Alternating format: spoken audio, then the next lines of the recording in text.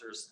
We were able to make this event free to all of the attendees, which I was really happy about, but it's only because we had so many great organizations and agencies that were willing and interested in sponsoring this to make it happen. Surprisingly, it still takes a lot of effort and a lot of teamwork to put together a virtual conference like this. And again, just want to thank our staff and planning team as well. Terry Nichols and Kira Davis are instrumental in making this happen, and it's been great working with our great planning team. I will put in one plug related to our website resources. We put together a fun scavenger hunt that you can look at on the website, and if you want to submit some answers for that and get a chance to win some prizes, you can do so before noon tomorrow. Finally, one of the limitations of having this Zoom webinar platform was that it's not as engaging. You're not able to interact with one another, but we're hoping to still have you interact as much as possible with our presenters and panelists that we have.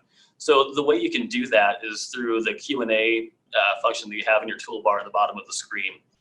We're not going to use the chat box for interacting with the speakers necessarily, but if you have questions for any of the speakers or any of the panelists, please put that in the Q&A box. And then Tim and I will be checking that throughout the next 3 days for all of our presentations, and we'll be facilitating questions for all of our panelists and speakers. Another thing that we can do to interact with you all and sort of engage you is by using the polls feature. So some of these are more serious than others. Some of these are a little bit more fun and just to kind of keep you awake and on your toes. But we can launch these polls like I will do now just to show you an example of some different ways that you can engage and kind of see real time what folks' responses to different questions are. So here's just a fun one that we put up, for example, as we get started this morning. So the question is, what are you most excited to learn from this week during the Summit to Stream conference? And so far, Zoom fashion tips from Tim and I are losing. So apparently that's not what you all are excited about right now, and that's okay.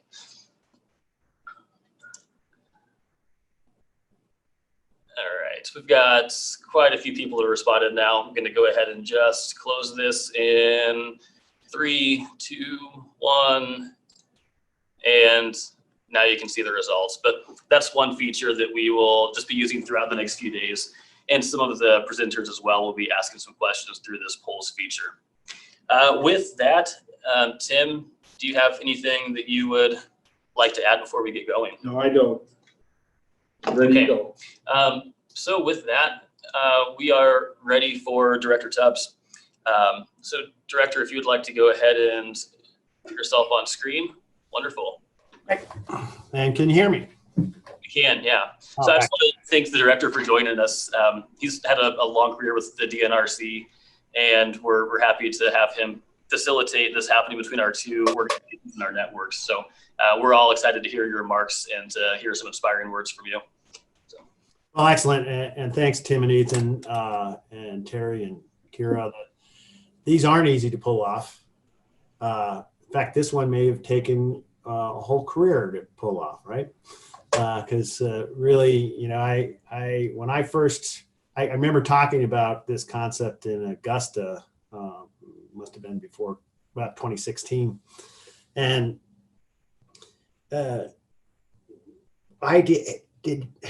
nobody could have imagined when we brought these two groups together that we would be doing it over a Zoom call or Zoom video, and COVID-19 pandemic would be ongoing in our state. So unexpected things do occur, but we are pulling it off, and it is an idea that I have had for some time, because when I go to, and I'm mainly from the water side of the business, but in the position as director, I've been able to really focus in on forestry, which was my undergraduate degree in college. And the management of the trust lands division, and that's really brought the kind of the whole natural resource picture together for me. And you would go to watershed group meetings or forest collaborative meetings, and you realize that the landowner is often the same person at both meetings. It's just that the agency people change. And so if we're talking about terrestrial forest issues in the USDA world, the Forest Service is going to be there. If you're talking watershed issues and agriculture, NRCS is showing up, but the landowner is trying to manage both, And watersheds are, in fact, catchments of terrestrial land with streams of water running through them. So management of terrestrial landscapes and its interconnection with watersheds in this state is, we have to make those connections. And today's, I think, really exciting that we brought the Montana Watershed Coordinating Council and the Montana Forest Collaborative Network together in one place. So I'm excited, and I thank you guys for pulling it off, and thanks to all the sponsors too. Ethan, you're absolutely right. Making it a free event makes a huge difference so that people will join and participate. I know how hard it is in a Zoom video to keep your attention. There's just no doubt about it. So use those Q&A opportunities to make sure you're keeping your focus on the topic, because we're going to have a lot of great speakers and a good amount of information over the next couple of days. You know, when we're faced with a health challenge like we do have now with the COVID, work still has to get done.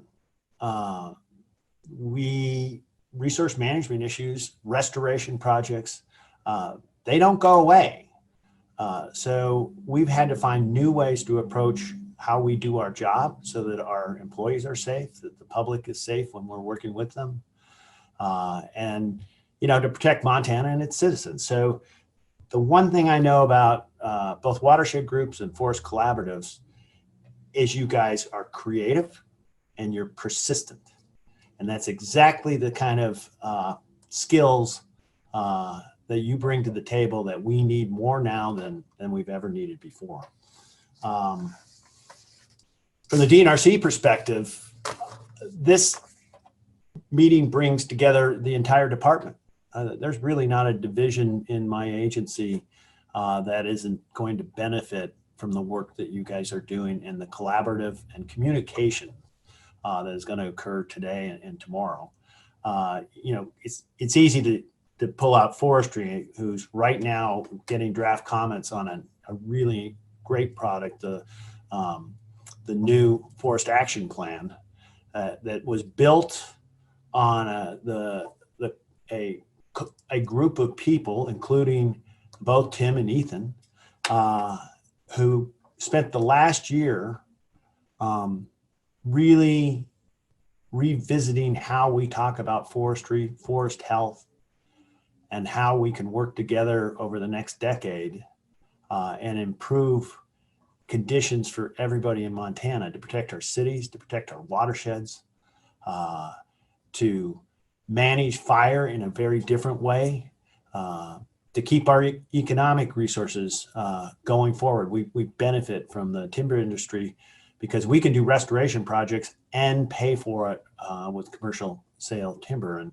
I commend you to take a look at the forest action plan. So this meeting obviously fits right into the forestry division's missions and its new action plan. And I want to thank everybody who was on the council for getting us to where we are. And it's also easy to see water resources. We had a state water plan issued in 2016. And one of the things that we did not want to happen is for that report to be a nice piece of shelf art collecting dust. Well, it's 2020. We've had 4 years of implementation. We've never been resourced like some other states have been resourced. You're going to hear from the representative from the Denver Water Company. Colorado gets a little more resources for their water plans than DNRC does. But I'll tell you what, I'll stand ours up against any state in the West. And today's meeting is one of those meetings where I think, our water planners, I saw Sarah Malloy was signed up. I'm sure there's others on the list. We are, in fact, keeping that alive by having a meeting like this today, by continuing the conversation that started in 2016, that was built on the back of advisory groups statewide, covering all of our big basins, all 5 of them. So that's easy to see. Well, of course, CARD, yeah, they're in here too, because we're providing grants to support watershed groups. Our conservation districts are supported through the Conservation Resource Development Division.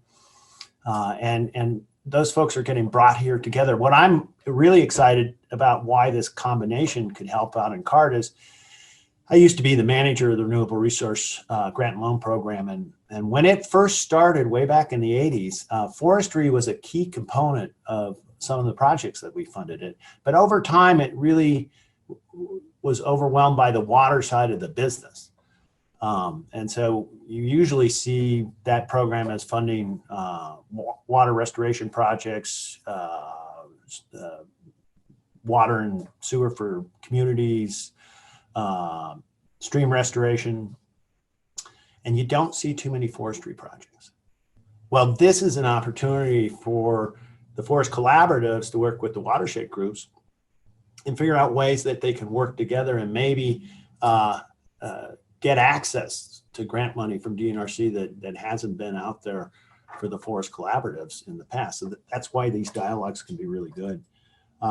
Trust Lands Division, if you know our agencies, the primary purpose of Trust Lands is to generate revenue for the various trusts, the biggest being the K through 12 school system, where we're providing between 5 to 10% of the revenues to pay for our schools statewide through timber, minerals. Ag leasing is our big program, both grazing and crops.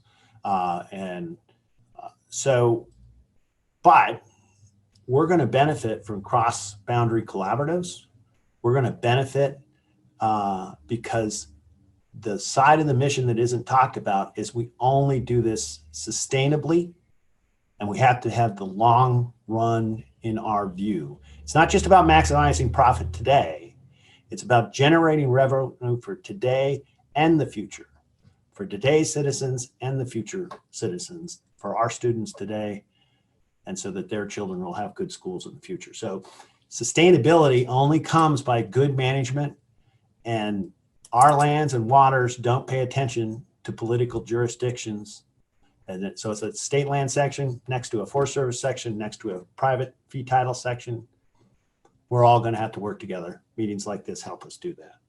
The only place I kind of struggled there was the Board of Oil and Gas Conservation is one of the agencies that is internal to the DNRCs. It's an attached board.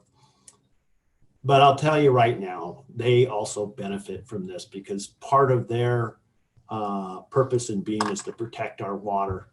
They protect our groundwater by approving well drillers that can do the job correctly. They protect our environment by addressing the abandoned oil and gas wells issues and plug them. So it's just across the board. It is a great opportunity for DNRC to listen, to have our programs seen and heard and understood. So that's really exciting. I can't help but mention that there's a transition coming up. It's been 7 years and we only got a couple more months to go in the Bullock administration, and the likelihood of me being director is pretty low. So I remember in 2016 or 2015 talking about this and talking about how it is the collaboratives, it is the watershed groups that are going to carry the baton between the administrations. We've done a lot of good work. You guys have done a lot of good work. Both the council and the Forest Action group you're miles ahead of where you were when I first got into this job. I mean, it's just doing incredible work. So I was, I just want you to, take your experiences and help the new administration, whoever it is, and that's both the federal and the state administration, understand the value that you guys bring to the table and the support that this agency needs to continue to provide into the future. It's a transition that I'm going to, I am unlikely to be a state employee on the other side, and that's something that I've never been for the last 32 years, except for maybe a 4-year stint in Washington, D.C. at the Department of the Interior. I'm not sure what my next opportunities will be, but what I do know is that through your work, the collaboratives, the watershed groups, you can help the legislature and the next administration move the ball forward and not step back and have to recreate and re-dialogue all of the work that you guys have done in the past 4 years. That's a responsibility I'm handing off to the participants of this meeting, because I think by the end of these 2 days, you'll understand that we can't go back. We have to move forward. And in Montana, we are doing the hard work to bring people together and addressing common problems with common sense decisions and common sense projects. We need to get at a bigger scale. Tim knows all about that, but we're going to get there. So with that, Ethan, Tim, you guys have a great 2 days. I'm going to hang on until that break, but there's a flag raising ceremony at the Capitol I'm going to go up to. And then tomorrow is a big day in my career too, because we just turned the water supply on the Milk River back on a couple of days ago. And while we faced catastrophic failure in May, tomorrow we're going to cut the ribbons on the new drops and celebrate success. And we, in the Milk River Basin, can rest assured the water supply is coming back. In fact, it's moving towards Fresno right now. So with that, I'll turn it back over to you guys.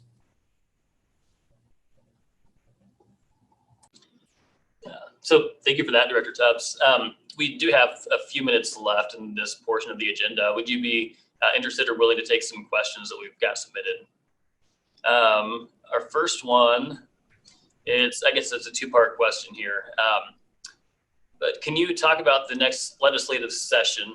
It looks to be more contentious than ever. So what can state agencies do to facilitate getting things done? And what can NGOs provide to build bridges? Well, the contentious part, yeah, politics are pretty contentious these days. I never lose hope that in Montana we still focus on getting the job done. So I'll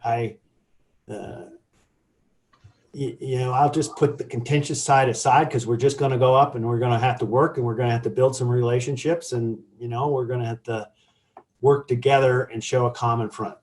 How can state agencies help? Well, we've been putting together our budgets and our legislation. It'll be somewhat modest this year from the agency side, I suspect, because generally agencies don't push forward a lot of legislation in a transition year. And just because the next governor will be the person who really needs to set the stage of what the priorities are. So we will set up a budget that will lead to success. We will set up some legislation that will be necessary. But it's like I just finished on my opening remarks. What you guys can do is to carry that baton, because it's really easy for a new person to just assume that the last people didn't get it. And it doesn't matter whether it's the same party or a new party. I'm just, the new guy comes in, they don't know where the agency's been. They have to learn the agency, and they're looking for voices they can trust. And they have to build trust within the agency that they just have been appointed to. But you guys can help in that process. You can sit down with the new director. You can, work with the legislators as they see the agencies come forward, not only in the policy arena, but in the appropriations committee. That's key. And build confidence in the agencies with the new administration. We're going to need it, because you have to, any new director, it's unlike me. I was a career person. I shipped away and then came back, so I knew the agency. But still, a lot of the agency didn't know me. So I think that is going to be a crucial role. And I'll end with just the one kind of concerning thing. It isn't contention that I worry about, it's money. We don't have a revenue system that reflects our economy, and are in the middle of a COVID crisis. So even our economy doesn't work like it's supposed to work. So we are blessed that we've had a strong budget. I mean, we're leaving the next governor. I started out with a $50 million deficit in the fire fund. because the 2012 fires, we're leaving almost $100 million in the bank for the next director. That type of budget coming forward has allowed Montana to weather it. And frankly, we're not a sales tax state, so we weathered the COVID much better than states with sales taxes. So it isn't a dire situation that some other states are facing right now, but it's a tough one. And in particular, in the resource area, our coal taxes are down and our RIT accounts are down. So conservation districts, they are get a lot of support, but they don't have like 25% of the revenue that they expected to get. We're managing about $1 million deficit in coal taxes in our agency alone. And so I do, I am watching and looking at ways that we can shore up the natural resource agencies, but as importantly, the money that we use to support watershed groups and forest collaboratives. So keep track of the appropriations committee. All right, that was way too long. I'll try to be shorter on the next one. Another question. How can collaborative groups and watershed councils make headway on climate change when there are forces in play who continue to deny that it's reality? Just don't give up. Success, part of it is there's two sides of the climate change debate. One is the source side and greenhouse gases, and both forestry, the forests have a big role in carbon capture, and properly managed forests are less of a source of carbon release than others. So yeah, there's that side of the business, but the tools that we use for conservation and resource management, those should not be contentious. Resiliency in drought, that shouldn't be a climate change debate.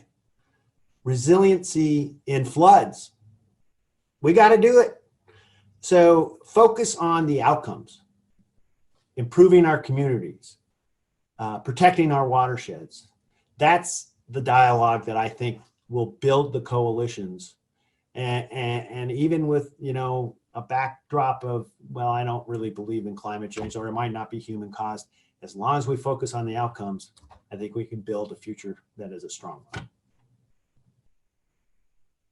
What river is behind me? It kind of stole the picture, but I'm thinking, I don't know. I'll find out. I had some wacko backgrounds. The one that I started with was the Butte Pit, actually. So I thought maybe I ought to step away from the Butte Pit. Found it more. Anyway. Well, that's great. Thank you. I think we're pretty much at time now and ready to move on to the next part. If I might, I'll finish up with one thing, and it's the transition. Your next speaker is from Denver Water. And when I was in DC, the executive director of Denver Water, Chip Sperry, came and met with Ann Castle, the assistant secretary, and us, and talked about the Denver water system. And I didn't know a lot about it, but I would recommend a book, and I don't know if it'll show up. It's called A Ditch in Time. It's by Patricia Limerick. And Chip Sperry ends the book with his reflections and observations on the Western water utility. If you read just that alone, it's worth getting this book. And I look forward to the next presenter because Denver Water's put the two together. So thank you. Thank you, Director Tubbs. And we're ready to move on, I think, to our next presenter, which we had a little bit of a curveball. And so I'll let Tim introduce Madeline. Right. Able to join us. Thanks, Madeline, for filling in. And as everybody knows, Christina Burry was supposed to speak. But to underscore the issue that she was addressing, and Madeline will talk about, is she was evacuated today from a wildfire. And, a reality that is all too common in the West today.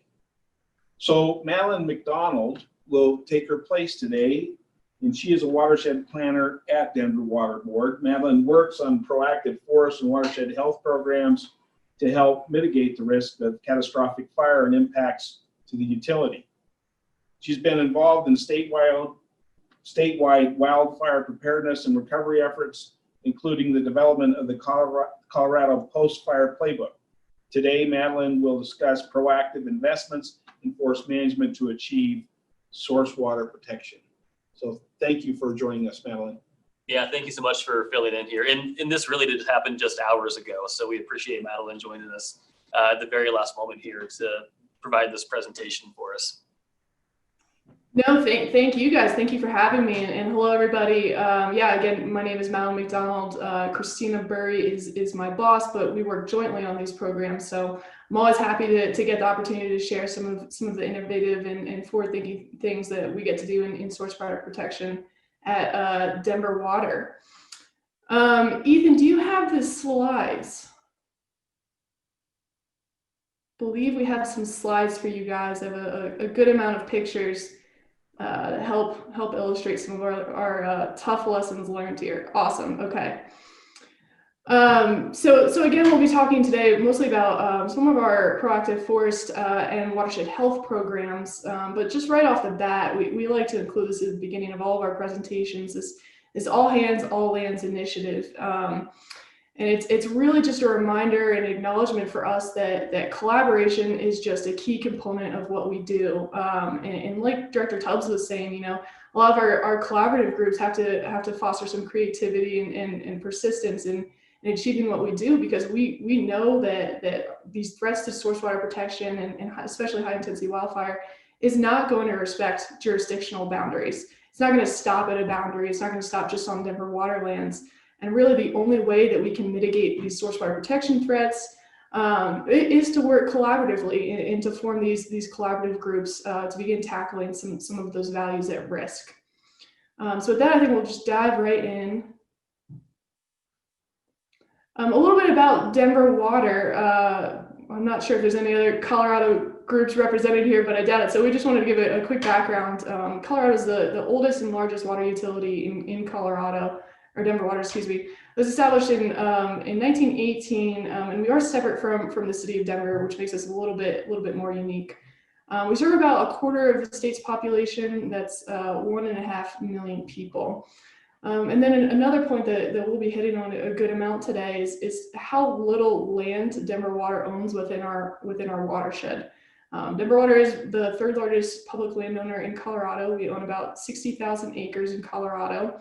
But our watershed is 2.5 million acres. It's about 4,000 square miles. So we only own about 2% of the land within our watershed, which is, again, part of the reason that we really foster this collaboration and pursue partnerships, especially in source water protection issues.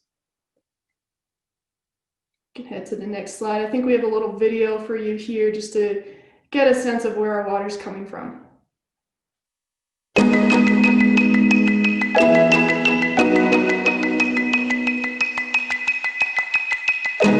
Really, all the water that we collect and send to Denver is snow melt. There's no pumps. It all makes its way to Denver just by gravity. The journey of water, especially in Colorado, is so dramatic. Being able to be a part of that and affect so many lives is pretty awe-inspiring.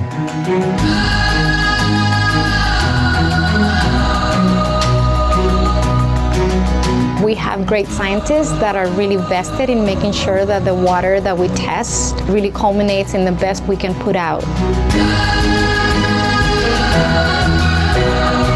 We're the crew that goes in and we, lay the pipe, and we're the final piece of the puzzle that, brings the water to the people.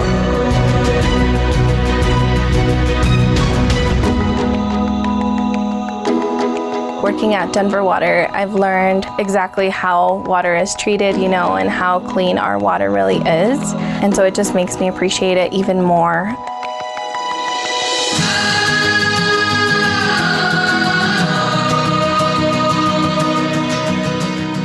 Water connects us all. Water connects us all. Water connects us all. El agua nos conecta a todos.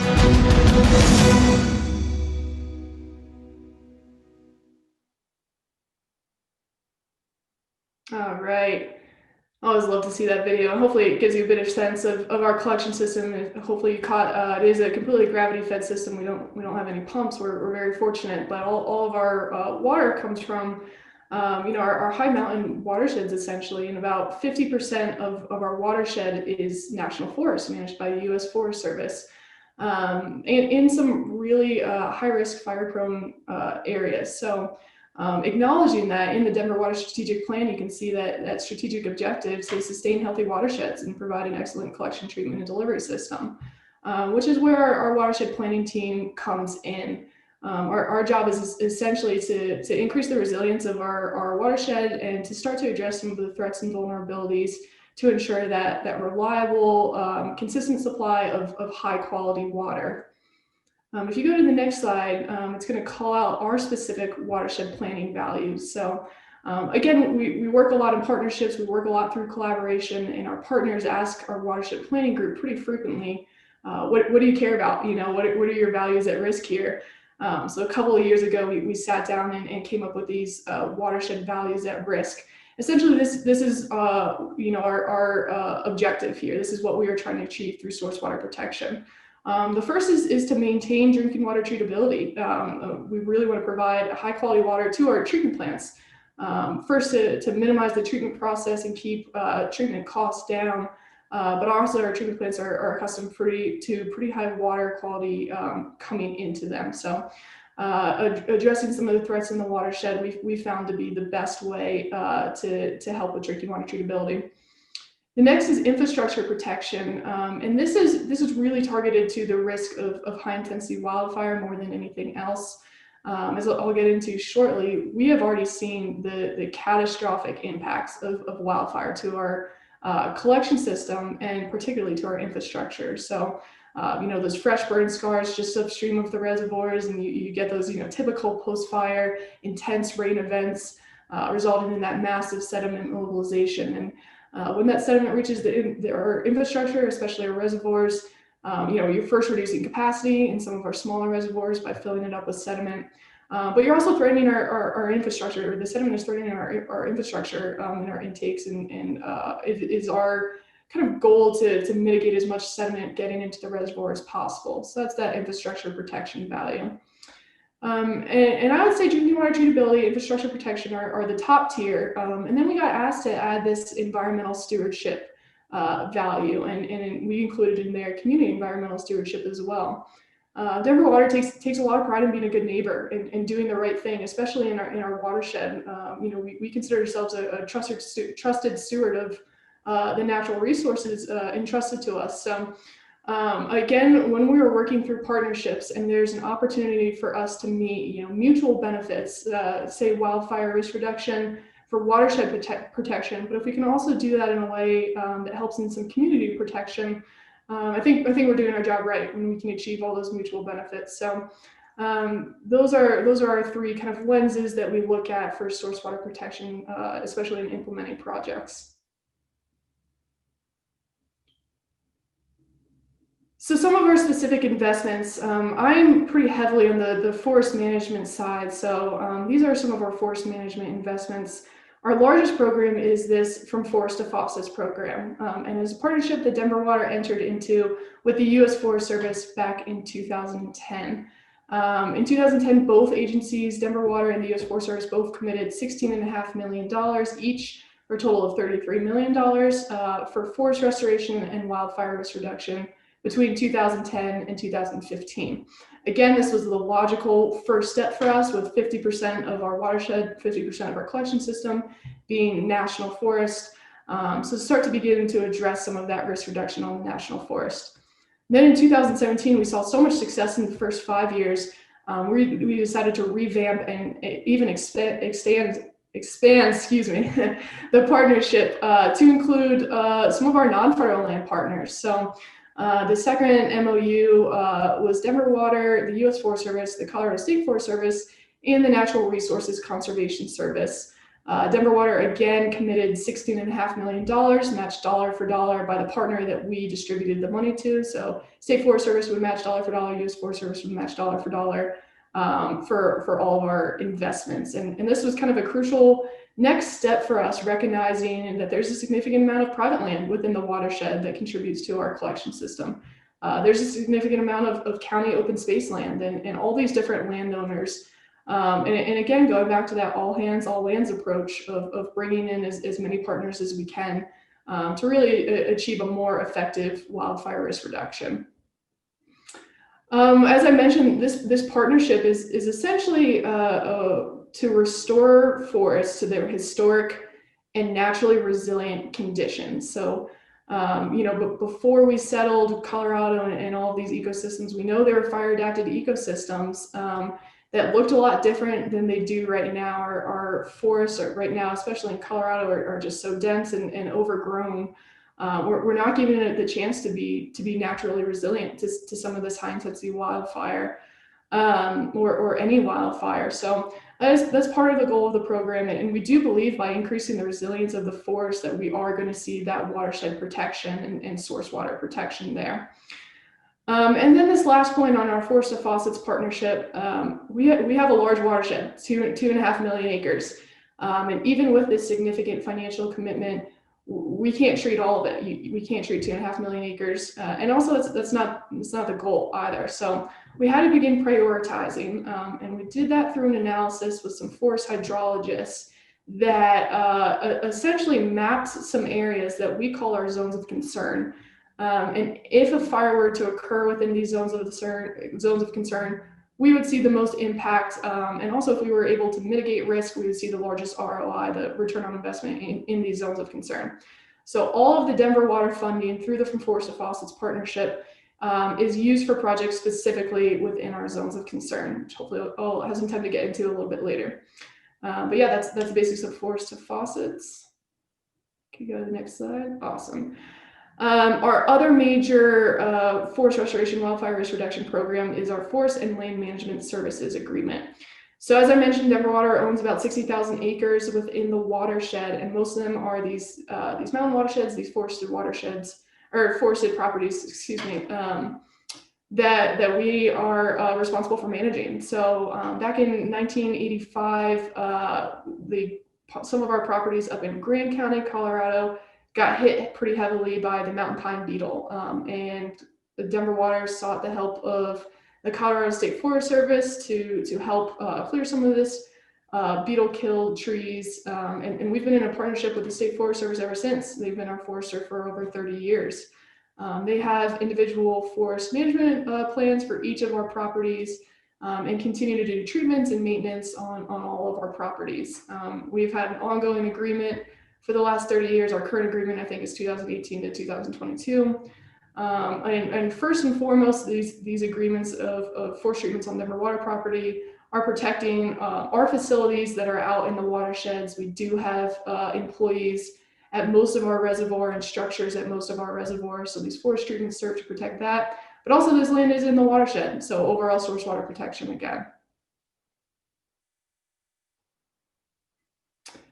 So this is a map of our collection system, and just wanted to give a little bit of a picture of the fires that we've seen in the collection system. But first an overview, we consider the Upper South Platte watershed, or excuse me, just the South Platte watershed and the Upper Blue River watershed, those blue and yellow areas, to be our south collection system. That green up top is our north collection system. That's the South Boulder Creek, the Fraser River, and the Upper Blue River, or Upper Williams Fork watershed, excuse me. About 80% of our water comes from the south system. It moves through one reservoir called Strontia Springs Reservoir, which is so small that you can't even see it on the map here. It's a pass-through reservoir, but if you can see a cluster of purple dots above Lime Gulch, that's essentially where Strontia Springs Reservoir is.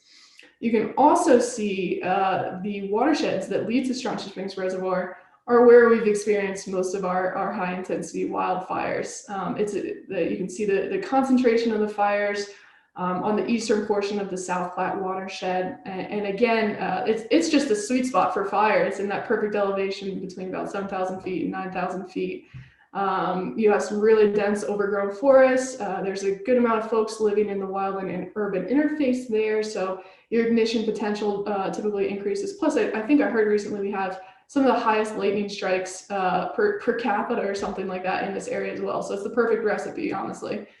And as you can see, these are just the fires since 1996, and we've experienced a lot right above our most crucial reservoir. I do want to point out two fires here. The Hayman fire, the largest fire, that kind of blob. Yeah, I think there's a label for Hayman there. That was the largest wildfire in Colorado history until about a month ago, when the Pine Gulch fire out in Grand Junction topped Hayman. But the Hayman fire was about 138,000 acres. As you can see, it's just upstream from Structure Springs Reservoir as well. The other fire that I want to point out is the Buffalo Creek fire. That's the kind of lengthy, narrow one, also right upstream of Structure Springs Reservoir. The Buffalo Creek fire was a 1996 fire, burned about 12,000 acres, but it was quick and it was intense. It was almost all of that burn scar as a high severity burn. And on top of that, about 8 weeks after the Buffalo Creek fire, we had a pretty intense thunderstorm. It was about 2 inches of rain that dropped down and resulted in some massive sediment mobilization that all ended up in our reservoir. So if you go to the next slide, I think we'll have some images. Yeah. So this is the Buffalo Creek leading into the South Platte River, which the South Platte River then connects to Structure Springs, which I keep mentioning. As I mentioned, this was a really intense burn. It burned so intensely, those soils became hydrophobic, no longer able to retain water with reduced surface cover and all of the ash. All of that just piled into the South Platte River and then into Structure Springs Reservoir. So we have some more pictures of Structure Springs Reservoir up next. Yep, so that's the massive amount of debris that also entered the reservoir. There are so many downed logs. And if you go to the next slide, I've heard some crazy stories from 1996 trying to clean up this mess, not only pulling logs out, but you can kind of see there are some protein tanks in there. I also heard a story, propane tanks, excuse me. I also heard a story of pulling a toilet out of the reservoir, I believe, just a lot of debris, a lot of different materials ending up in the reservoir. And again, this is the reservoir where 80% of our water supply moves through. So Structure Springs Reservoir is a relatively new reservoir. I believe it was built in the early 80s. We did have some pretty erosive soils in this watershed, which we knew they're decomposed granitic. And so the engineers in planning for this reservoir did expect a good amount of sedimentation. That reddish line is the projected, how much they estimated amount of cubic yards per year. Before the 96 Buffalo Creek fire, we were a little bit below that average, but then you can see in 1996, after that fire, after that post-fire rain event, the accumulated sediment just shot up. And again, as you know, we all know, it's not just one rain event that's going to cause this mobilization. There has been very limited recovery in almost all of the burn scars in our collection system. Despite our efforts, we've planted, I think, over 1 million trees, I think like 1.4 million trees in these burn scars. But honestly, with a pretty low survival rate. It's a really harsh area, harsh for anything to take root and to grow. So anytime there's an intense rain event over those burn scars, we can still expect to see some accumulated sediment in Structure Springs Reservoir. So just some of the water quality impacts that we saw associated with these post-fire rain events in Structure Springs. So obviously we saw some elevated levels of turbidity, total organic carbon rose, and I actually just got some metrics on it this morning. We saw TOC rose by about 10 milligrams per liter. We lost a lot of dissolved oxygen, copper, we saw at about 30 micrograms per liter, and lead increased to 240 micrograms per liter. So we were able to treat all of it, which was fortunate, but there are a lot of water quality effects associated with this, obviously. And then the cost of being reactive. Just after the Buffalo Creek and Hayman wildfires, Denver Water spent about $27.7 million in just the immediate recovery efforts. And I'll add, we are still addressing those burn scars today. So I'd expect that number, that dollar figure to increase.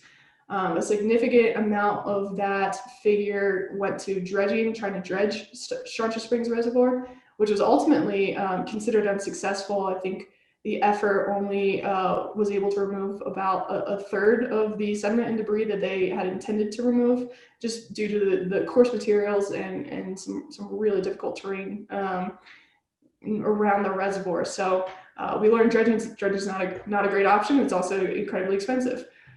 We also spent some money constructing some sediment basins upstream of our Cheeseman Reservoir, which I'll show you next.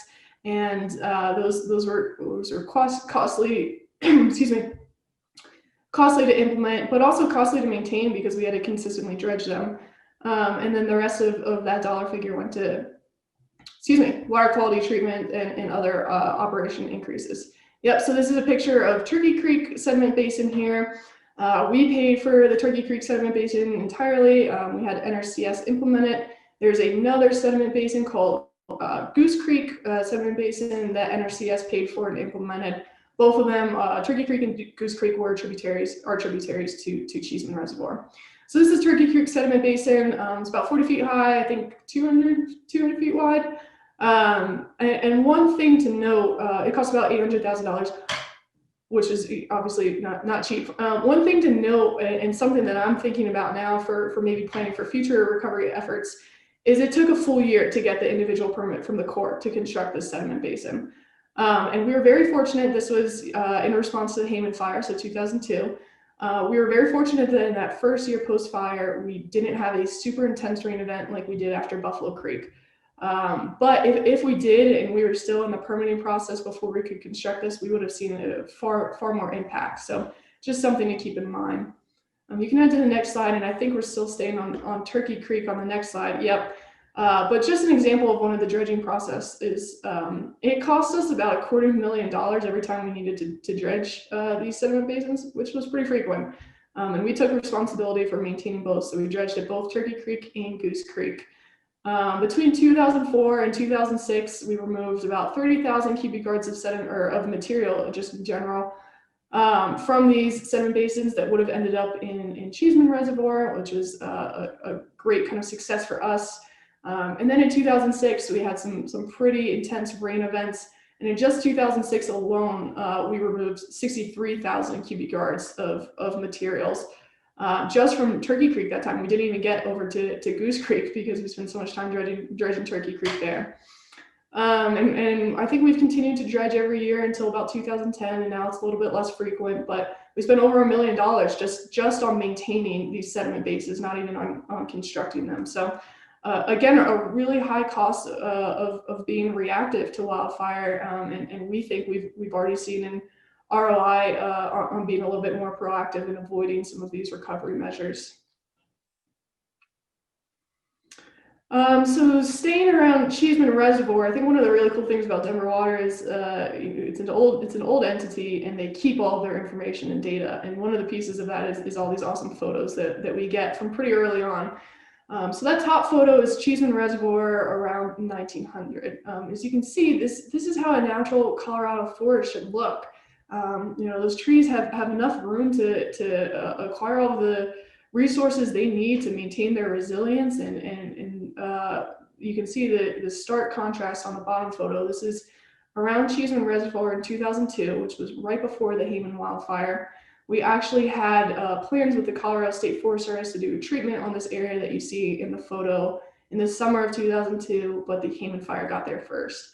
But it's just such a stark contrast, and you can really, without even knowing anything about fire ecology or fire behavior, you can just picture if a fire is starting in that forest shown in the 1900 picture, it just doesn't have enough fuels to really be able to escalate and spread into a crown fire.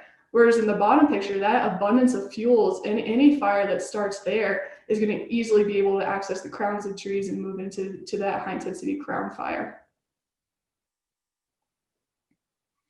So this is Cheeseman Reservoir after the 2002 Hayman fire.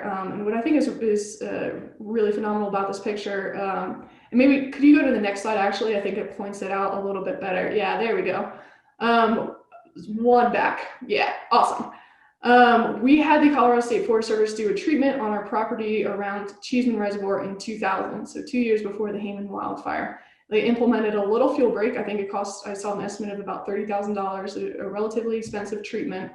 And you can see when the fire hit that fuel break, it dropped. It just went to the ground. It became a surface fire, a lot lower intensity. First reserved that stand of trees, which is essential for regeneration and having that seed source in these burn scars. But second, the reason the fuel break was implemented is because just out of the picture here, we had several Denver water facilities, several Denver water structures. And despite the Hayman fire burning all around Cheeseman Reservoir, we didn't lose any structures to the fire. This fuel break really saved it. So again, a 30,000 fuel break, and I saw an estimate it saved about $500,000 in just our structure protection around Cheeseman. And again, not to mention having that healthy sea source in the middle of this burn scar is a huge added benefit in terms of just general forest restoration. Okay, so I have a couple before and after pictures. How am I doing? All right, I'll speed it up a little. I have a couple before and after pictures of our from Forest of Fawcett's forest treatments. So this is the Buffalo Mountain in Summit County, Colorado, and just out of the picture to the south and below in this picture is Dillon Reservoir, which is a major reservoir for us, a major supply source for us. As you can see, Summit County was hit really hard by mountain pine beetle. Again, all of that red in there is those beetle-killed trees, right up against some homes as well. So if you go to the next picture, this is the after picture from that forest treatment. As you can see, we removed a lot of the beetle kill, try to create these little openings, and again, restoring these forests to their natural conditions is really what we're after. So this, groupy, clumpy, and opening it up a little bit. First, again, you're achieving that resilience, but you can see those now fuel breaks in those kind of meadows right up against the houses. I think we have one more before and after up here. This is, again, you can see Dillon Reservoir this time, that body of water to the left of the picture. And if you go to the after, same thing, try to remove all of that beetle kill. And to me, this is exciting to see because I like to recreate in this area too. And this is just beautiful to me. So again, trying to achieve all those mutual benefits of watershed protection, source water protection, community protection. You see those homes in there, recreation, habitat restoration, all of that we're trying to achieve through these treatments. So a success story that we like to tell up in Summit County, that Buffalo Mountain that I showed a couple pictures ago, is a really high value area. The Wildland Fire Decision Support System estimated that if a fire were to occur right in that area, there would be about $1 billion of infrastructure at risk. The U.S. Forest Service acknowledged this and planned for it in time, which is a huge success story. So a couple years ago, the U.S. Forest Service implemented a 300-foot fuel break between these houses. There are some condos there and the really dense forest stands. That fuel break really came to fruition during 2018. There was a wildfire that broke out in that exact area that we were concerned about. It was a really intense fire, and I've toured this area, and our phenomenal suppression and response agency partners have told us the fire was just dying to continue to move, and it just ran out of fuel. The fire again just dropped to the ground before it hit those condos, and that fuel break was credited with saving about $1 billion of infrastructure. If you go to the next slide, you can see exactly how close that fire got to those condos there. You can see that fire retardant, that red stuff drops on the condos because the fire was getting so close. And again, that thing was moving. It was only an 80-acre fire, but we've heard it was throwing out some long-range embers, and it just ran out of fuel. There was nothing else for it to do. So a huge success story from Forest of Fawcett's fuel break there. Wanted to circle back to what I mentioned a little bit earlier about our zones of concern. And again, this was done by some forest hydrologists that we partnered with to help create these zones of concern. So this little interesting watershed here, with the exception of that Cheeseman zone of concern in the lined polygon, That all area is the contributing area to Strunch Springs Reservoir, which is again the area that we're most concerned about. Also happens to be in some of the highest risk fire areas in the state, and especially in our watershed. So we drew these kind of zones of concern first to recognize where we need to be working, and then secondly, as you know, collaboration is again just a key component. We have multiple implementers working on forest treatments through the From Forest to Faucets program. We decided to create these zones of concern as a way of concentrating some of those treatments. Yep, you can move to the next slide. They're similar stories there. Yeah, perfect. And again, instead of taking what we would call maybe a shotgun approach of every implementer, of every forestry specialist working individually and just treating exactly where they thought the highest risk was, we hoped that these zones of concern would create some connectivity between the treatments. And I really like this image. It's a little bit hard to tell exactly where we are, but you can see all of the different forest treatments achieved. All those different colors are forest treatments done. Done with different pots of money, some through the U.S. Forest Service, again, matched by Denver Water. Some were done by the Colorado State Forest Service. But I think the key here is acknowledging the connectivity between those treatments. And again, instead of taking kind of a scattered approach, when we're able to have the U.S. Forest Service and our State Forest Service collaborate and say, I'm going to work here, so let's have you work on an adjacent parcel. We're just extending that wildfire risk reduction benefit. And again, to achieve all those benefits, all those mutual benefits that we're after, collaboration and talking with each other and joint planning has really been a successful component of this partnership for us. So one more before and after. This is of the South Platte watershed, and this is the after. Again, just the reduction in fuels, especially in those hazardous fuels, is the major benefit here. Again, I'll move pretty quickly. This is Horse Creek, which is a tributary to the South Platte River that feeds right into Strunch Springs. As Christina would say, you can just tell by this picture, the sediment is waiting to move. And then the sediment moved. We got that rain event and really mobilized all the sediment and saw those water quality impacts again. And we are now just finishing up, 14 years later after the 2006 rain event, finishing up a collaborative effort to restore some of Horse Creek. It was a major collaborative effort, a lot of different funders, spearheaded by a local watershed group that we work very closely with, and it's just the local experts in the area, the Coalition for the Upper South Platte, took the lead of this one, but this is again another example of some of those impacts that we saw.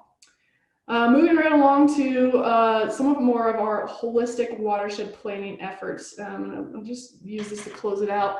Back in 2015, we completed a source water protection plan with multiple stakeholders. So addressing multiple risks from our watershed and how we could achieve multiple benefits from source water protection, this plan was created.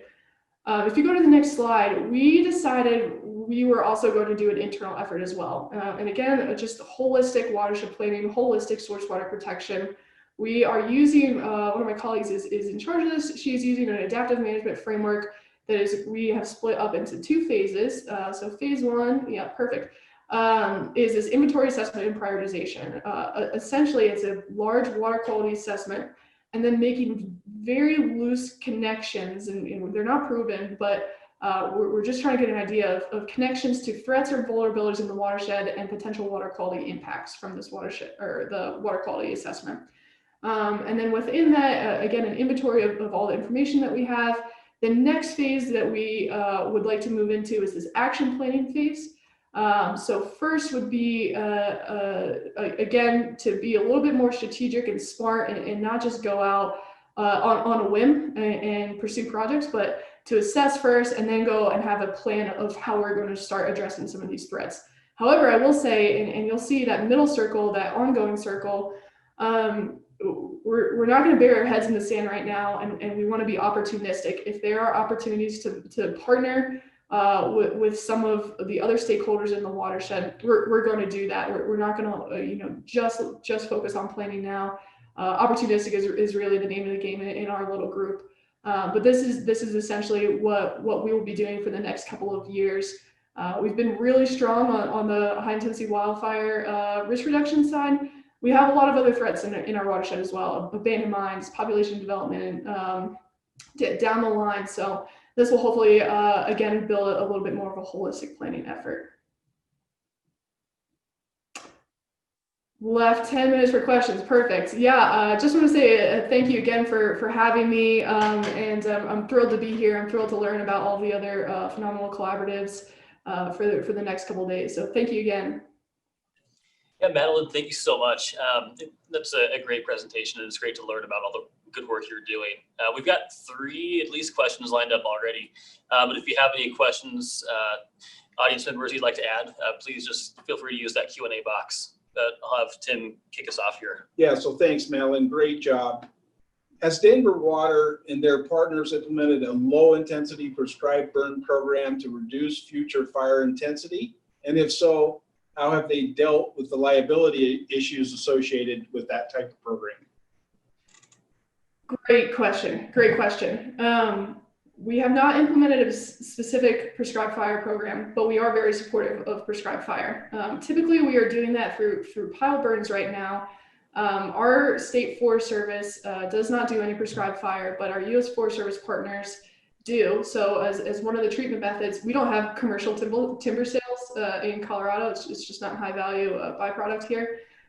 So they'll do some pile burns in the winter. And one of the mechanisms that we use to do that is we've partnered with the Mile High Youth Corps. So a youth corps here in Colorado, they get some phenomenal training with the U.S. Forest Service, and they'll go out in the winter and complete some of those pile burns. We are interested in broadcast burns as well. I think it's a cost-effective and the most natural mechanism that we can do to achieve some of these forest treatments. It's a little bit harder here. We have had a few escaped broadcast burns in Colorado as recently as last year, and we do see a little bit of resistance to that. Right now, we're setting up a lot of our mechanical treatments to eventually, if the culture changed and if we achieve a little bit more social license, that they could be maintained through broadcast burns. So that's essentially how we're approaching it now. But that's a great question. I am certainly in favor of more fire on the ground. Great. We've got a couple of other questions we can almost lump together a little bit. They're both sort of related to public acceptance or public resistance and litigation that you might encounter. But essentially, with working with the Forest Service primarily, do you run into typical litigation associated with types of projects that you're working on? And what do you do, I guess, to try and get some of that more public buy-in on those projects? And are there ways that you've streamlined processes with NEPA and permitting? That's a great question as well. There is only one U.S. Forest Service project that I know about that saw some resistance that we were contributing to. So it was about 5 years ago. The project was named Forsyth. The Forsyth project saw a little bit of resistance from the local community, and to overcome that, we partnered with the Colorado Forest Restoration Institute, which is a phenomenal research institute out of Colorado State University, to set up I think they call it a citizen science monitoring program or something. And they meet maybe quarterly for the last couple of years to discuss, what this forest treatment is going to look like, other examples of forest treatments. What is the proper management technique to do here? And we are 5 years later.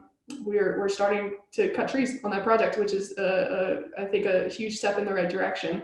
But again, it was a dedication of time, really, and all collaboration is, or all collaboration requires that relationship building, that trust building, and those open conversations. So that helped us achieve that on the U.S. Forest Service side.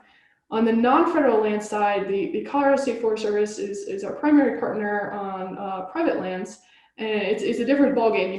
There's no NEPA on private lands, but you obviously need permission. So the Colorado State Forest Service considers itself also to be partially an outreach agency. And they've gotten really good, I think, at attracting other landowners on adjacent parcels. They'll take them out to other treatments in the area to see what this will look like afterwards.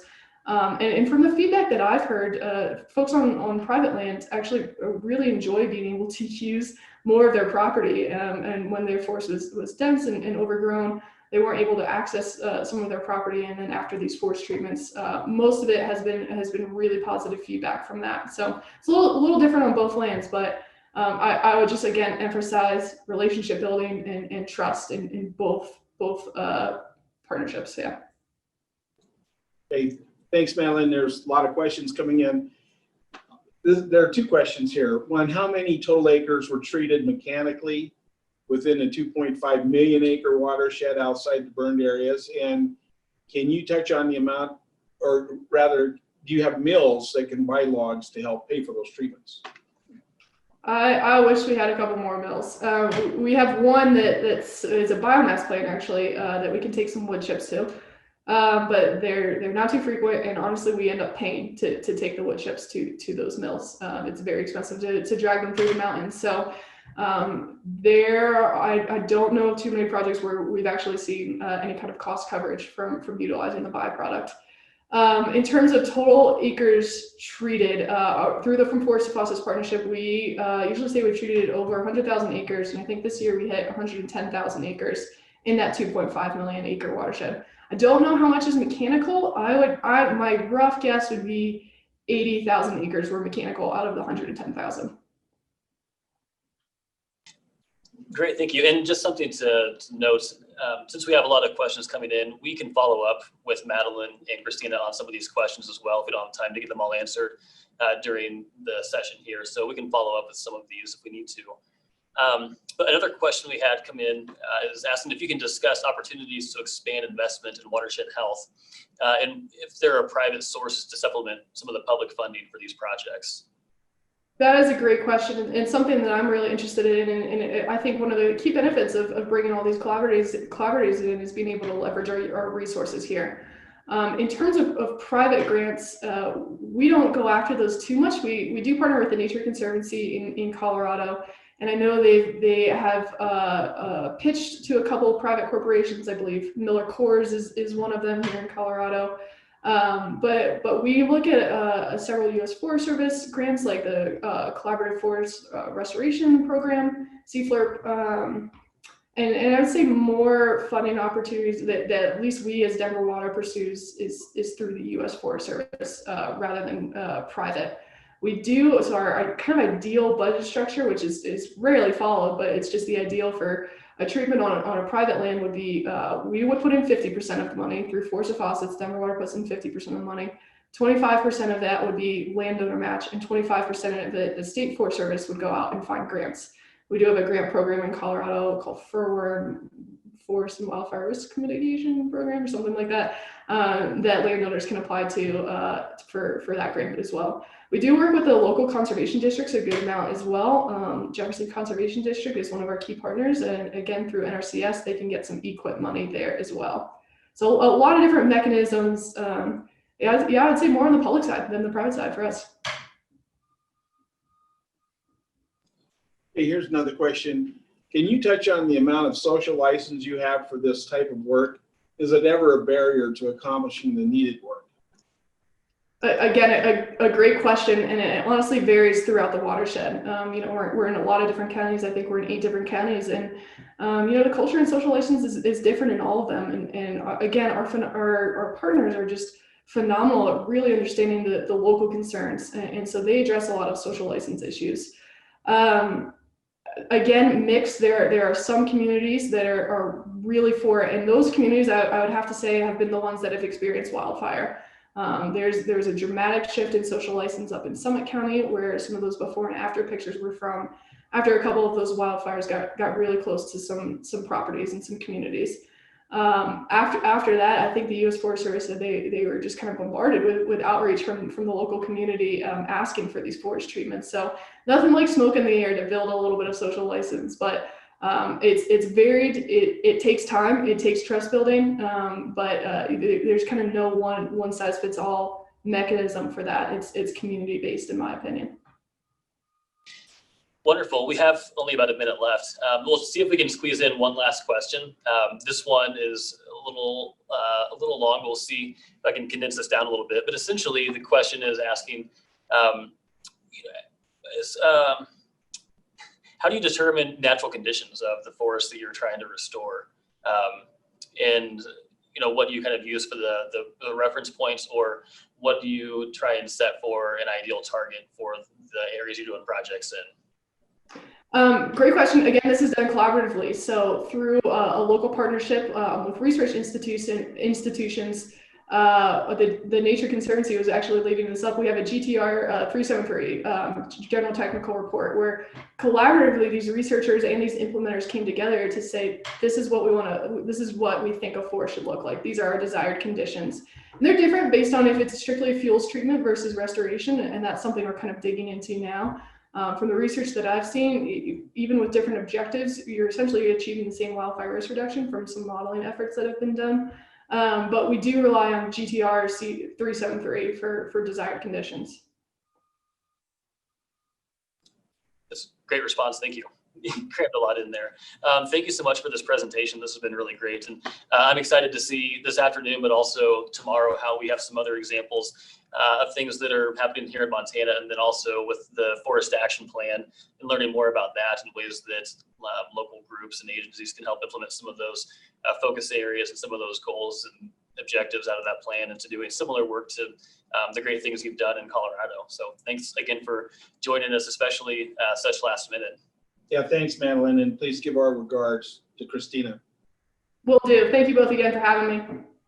Yeah, so with that, we have time for a 5-minute break. So we'll put this on pause and come back here at 2:20 and start our next panel presentation.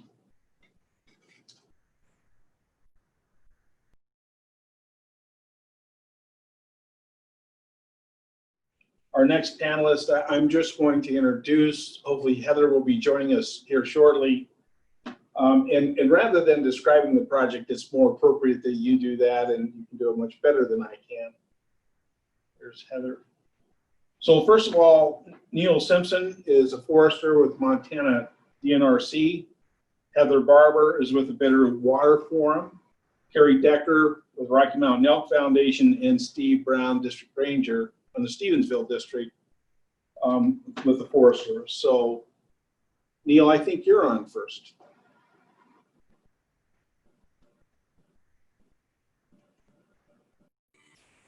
Okay, can everybody hear me all right? All right, yeah, well, thanks for having us here. It's pretty interesting being on a panel when the other panelists are, I'm not even sure where. So thanks for having us here. We'll talk about the 3 Mile Wildlife Management Area project today. And I think it's a really good project, and a good project to come on the heels of what Madeline talked about in Colorado. So, so thanks for having us. I want to start by saying this project, it's a great partnership project, and that includes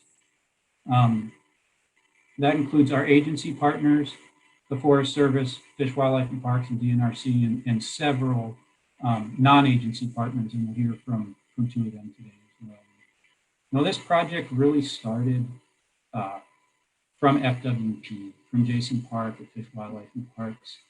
Jason was developing a project on the game range and saw the need across the boundary on National Forest System lands. Excuse me. And came to the DNRC and to the Forest Service as Good Neighbor Authority was launching, and said, is there a chance to partner? Is there a chance that we can grow this into something beyond FWP's land? And you'll hear as we all talk today that was kind of what started the snowball rolling and gaining size as water protection and other things became a part of this project. So we won't talk too much about I think the story you're going to hear today isn't much about exactly what's happening on the game range, but the partnerships that are making it happen. If you could go to the next slide, Kira. So today, I'll start by covering the Good Neighbor Authority, and so there's a little bit of background on how it fits with this project. And then I'll give a project overview, and then kick it over to the partners to give a perspective from the Rocky Mountain Elk Foundation's perspective, Bitterroot Water Forums, and then we'll wrap it up with the Forest Service's perspective on these partnership type projects. And we can move on to the next slide here. So just for background on the Good Neighbor Authority, GNA is a partnership between the Forest Service or the BLM, and they can partner with states, counties, or tribes to accomplish restoration work across land jurisdictions. And the legislation actually defines what authorized restoration services are. And those are activities to treat insect and disease infected trees, activities to treat hazardous fuels, or any other activity to restore or improve forest, rangeland, and watershed health, including fish and wildlife habitat. So it's both broad and narrow in its definition, and it allows a lot of flexibility in how to utilize the Good Neighbor Authority. It authorizes states, counties, or tribes to act on behalf of the federal agency to perform work on federal land. And it also allows work both on federal land and off federal land.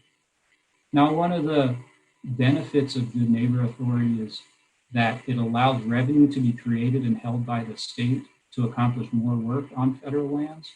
And that's an important distinction, is that while the authority can be used across boundaries, revenue from the sale of federal timber can only be used on federal lands. So we at DNRC are utilizing revenue to accomplish more work with all the national forests in the state. And we utilize that as a way to help fund the work that's getting done.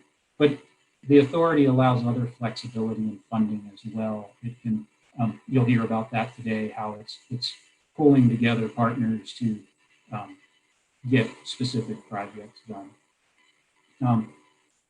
One thing I want to be clear on is that while the authority allows states and tribes and counties to do work on behalf of the federal agencies, it does not reduce any NEPA requirements or any other federal regulations like National Forest Management Act, and forest plans still need to be adhered to. The NEPA decision always resides with the federal agency.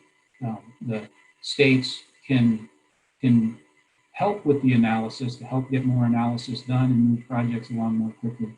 But that decision authority always resides with the federal agency. We can move on to the next slide and give an overview of the project here. The project's located near Stevensville, Montana. It's on, if you haven't figured it out yet, the 3-mile wildlife management area, on and adjacent to the wildlife management area. It's located entirely within the wildland urban interface as identified in Ravalli County's Community Wildfire Protection Plan. And the forest restoration treatments are really pretty straightforward. I'm sure this group, we all have heard the stories of low elevation ponderosa pine forests. This is pretty straightforward. There is some difference between the ownerships. The Fish, Wildlife, and Parks land was privately held at one time, so there was a lot of timber harvest in the past. And, I think it's fair to say some high grading over the years. And then the National Forest System lands have, if they've had any harvest, it's just been minor harvests. So similar ecosystems and similar end goal, but we're starting at a different state in some of those in the stands. Likewise, the road and stream crossing upgrades to improve water quality are fairly straightforward. It's upsizing culverts and installing more drainage to make sure sediment doesn't reach creeks, those types of things. So the work itself is pretty standard, I think, and it's work that is being done and needs to be done all over the state. And the way partners have come together here, I think, is also being done across the state and can certainly be done many times over around the state. So I mentioned Fish, Wildlife, and Parks is was the impetus behind this, and they are by far the big part of this project. There's about 1,500 acres on the Fish, Wildlife, and Parks managed game range, and there's about 240 acres on National Forest System land, which the DNRC is implementing that work through the Good Neighbor Authority. Like I've mentioned, there's multiple agencies here in partnership, and there's also multiple outside partners, and we've utilized multiple funding sources to reach the goals on the ground. So this project really pulled together these partners to meet mutual objectives, and I think it's a great example of how when you manage for one, we're oftentimes managing for multiple things. I mean, almost every project has a forestry or a veg management component. It has a watershed component to it and a wildlife component. As you manage any one of those things, you manage the other. So the 3 Mile project, the objectives, slightly different when you look at the National Forest Service NEPA and the wildlife management areas NEPA or planning documents, but really there's a lot of mutual objectives here.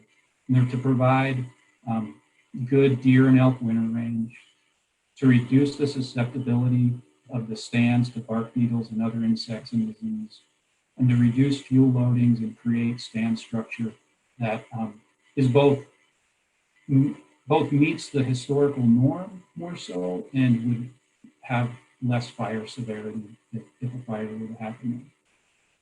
Also involved in this project is a goal to provide forest products to Montana's timber industry.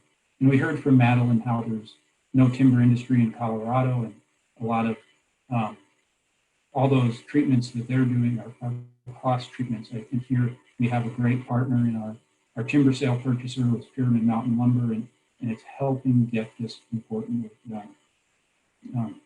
And last but not least for mutual objectives is to improve water quality and fish habitat. And that was one of the exciting parts of this project that you'll hear about is how that kind of grew as part of this project.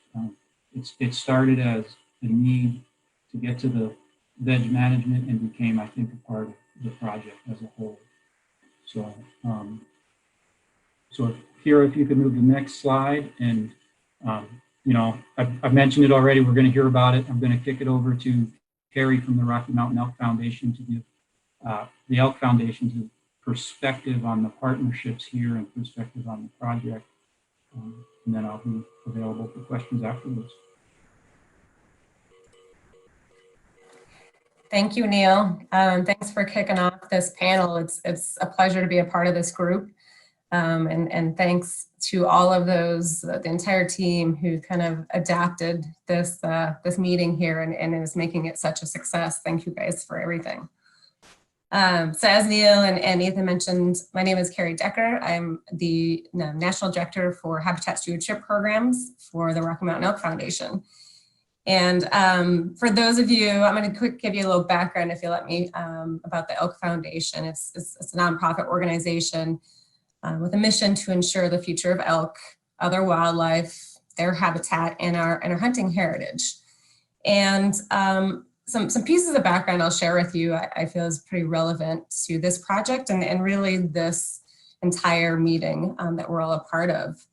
Our beginnings started with 4 elk hunters from Northwest Montana, from Troy, Montana, who really had very differing backgrounds, but kind of came together under a shared passion, and that shared passion was elk hunting. They recognized there were organizations that, you know, looked after ducks, that looked after turkeys and all these other species, but really not one that honed in on elk particularly. And what they were able to do is to pool their time, their talents, their resources, and all of the pieces that they had to offer to officially form an organization focused on elk and their habitats and the future of that. And in 1984, they formally started the Elk Foundation with very humble beginnings.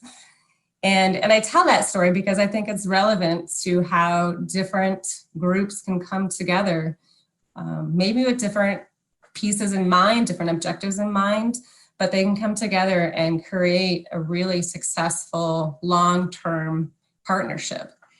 The Elk Foundation has grown dramatically a bit since then. We're upwards of 235,000 members now across the US. We work really in almost every state.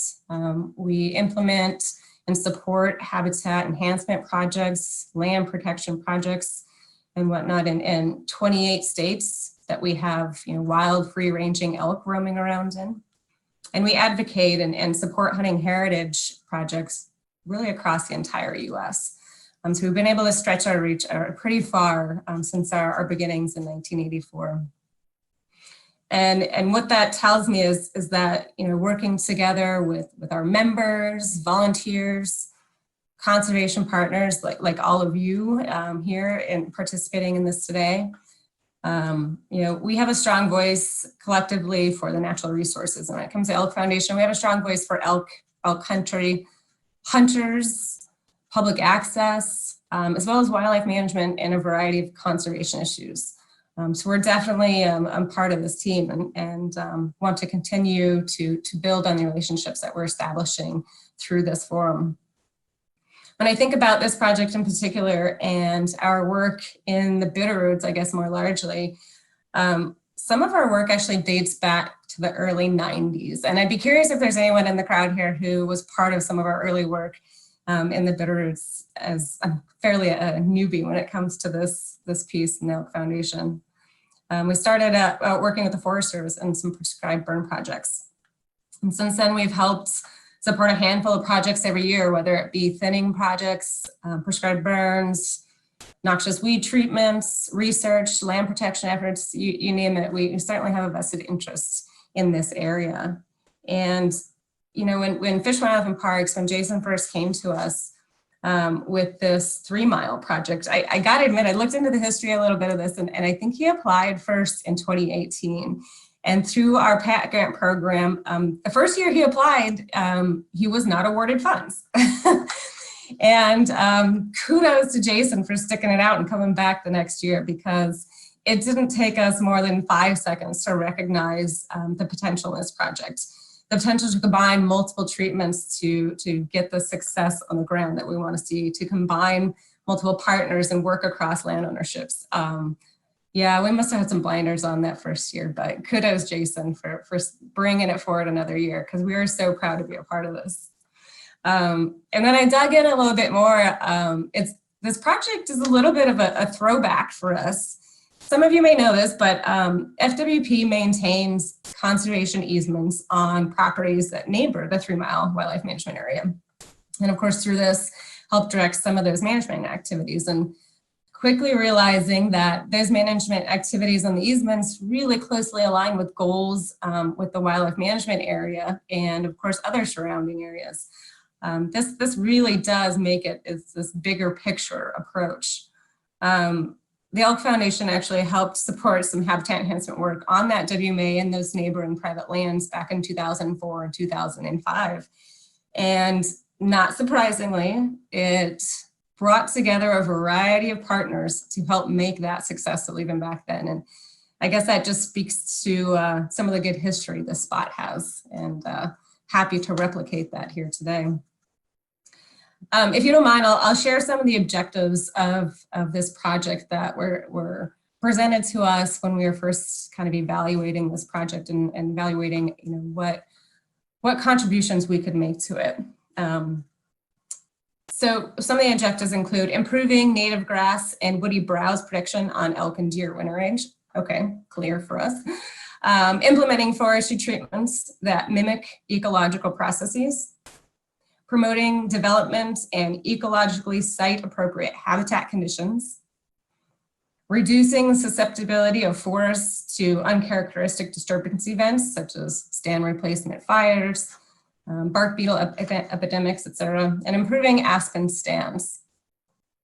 Now, I listed these out because for me, these collective objectives really highlight that connection between healthy forests and healthy wildlife habitat. Something that we really strive to do and try to achieve that cross-discipline success. I'd say this 3 Mile project certainly aims and will succeed in achieving these objectives, but will obviously achieve well beyond these objectives. You know, from a socio-economic perspective, I would say this project takes a kind of a working lands approach, where traditional land management tools can be implemented to achieve specific wildlife habitat objectives. I think this approach allows the local economy, the local industry to really have a connection with these lands, really expanding their value to local communities and achieving wildlife habitat conservation at the same time. And I really think what it does forces us to think about things at a broader scale, at a landscape scale. And what I mean by that is it allows us to look at how this project benefits the larger network or the larger neighborhood of aquatic and terrestrial resources available across that landscape, and think about, you know, how this piece fits in with all the other pieces of work that are going on around in that landscape neighborhood. And I think what's really key here is this, Heather's going to expand on this for us and really broaden the scope of this for us. I think that's a discussion she can really walk us through. And if she's willing to jump in here and take the lead on that discussion, I'd ask her to offer her perspective on how we can broaden our scope even more.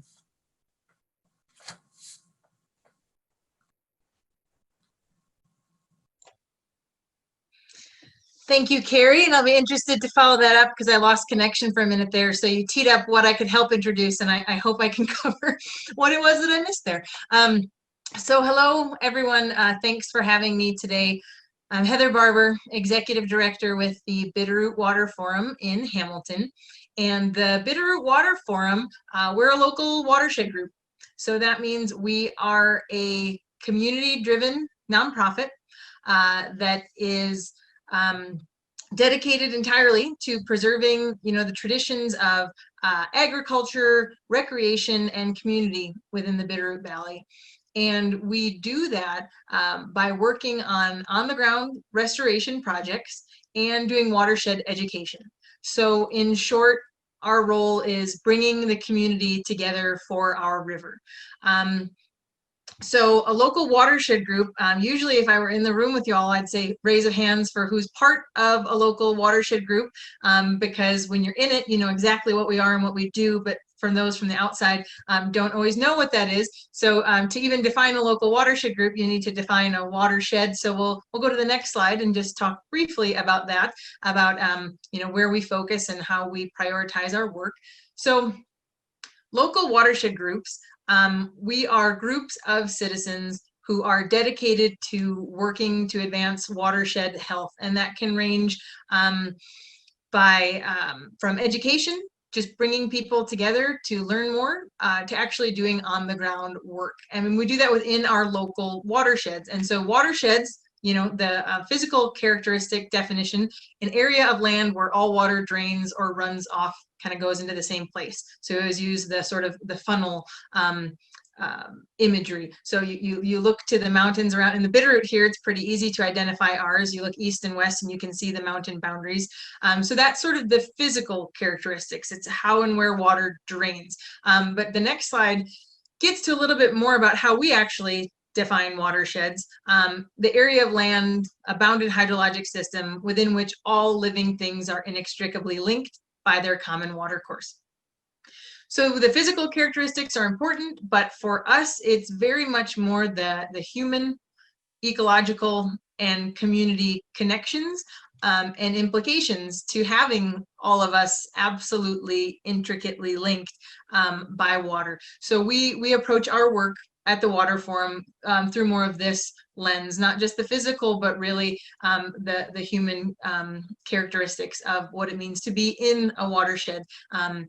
And so we in the Bitterroot, like most watershed groups, work exclusively in and for our watershed. So that's how we came to get involved in this project. It just happens to be in our neighborhood. So if we want to move to the next slide, our watershed, the Bitterroot watershed, is in western Montana. It includes Ravalli County and part of Missoula County, and this is the only place that we work. So had this very exciting project been somewhere outside of this realm, we never would have gotten involved. Hopefully they would have reached out to the local watershed group in that area, because as many of you know, there's over 60 watershed groups like ours throughout the state. And by having this very localized focus, we can really do a lot to build community around the work that we do and get local involvement and support for projects like these, because they're, you know, in our backyard. So This is our watershed. It's pretty big. So the next slide will show, even within that watershed, we have priorities. So we can't fix everything. We can't cover all nearly 3,000 square miles of the Bitterroot. So we have made priorities within our watershed. And 3 Mile Watershed is one of those priority drainages. And so that is how we got linked into this project.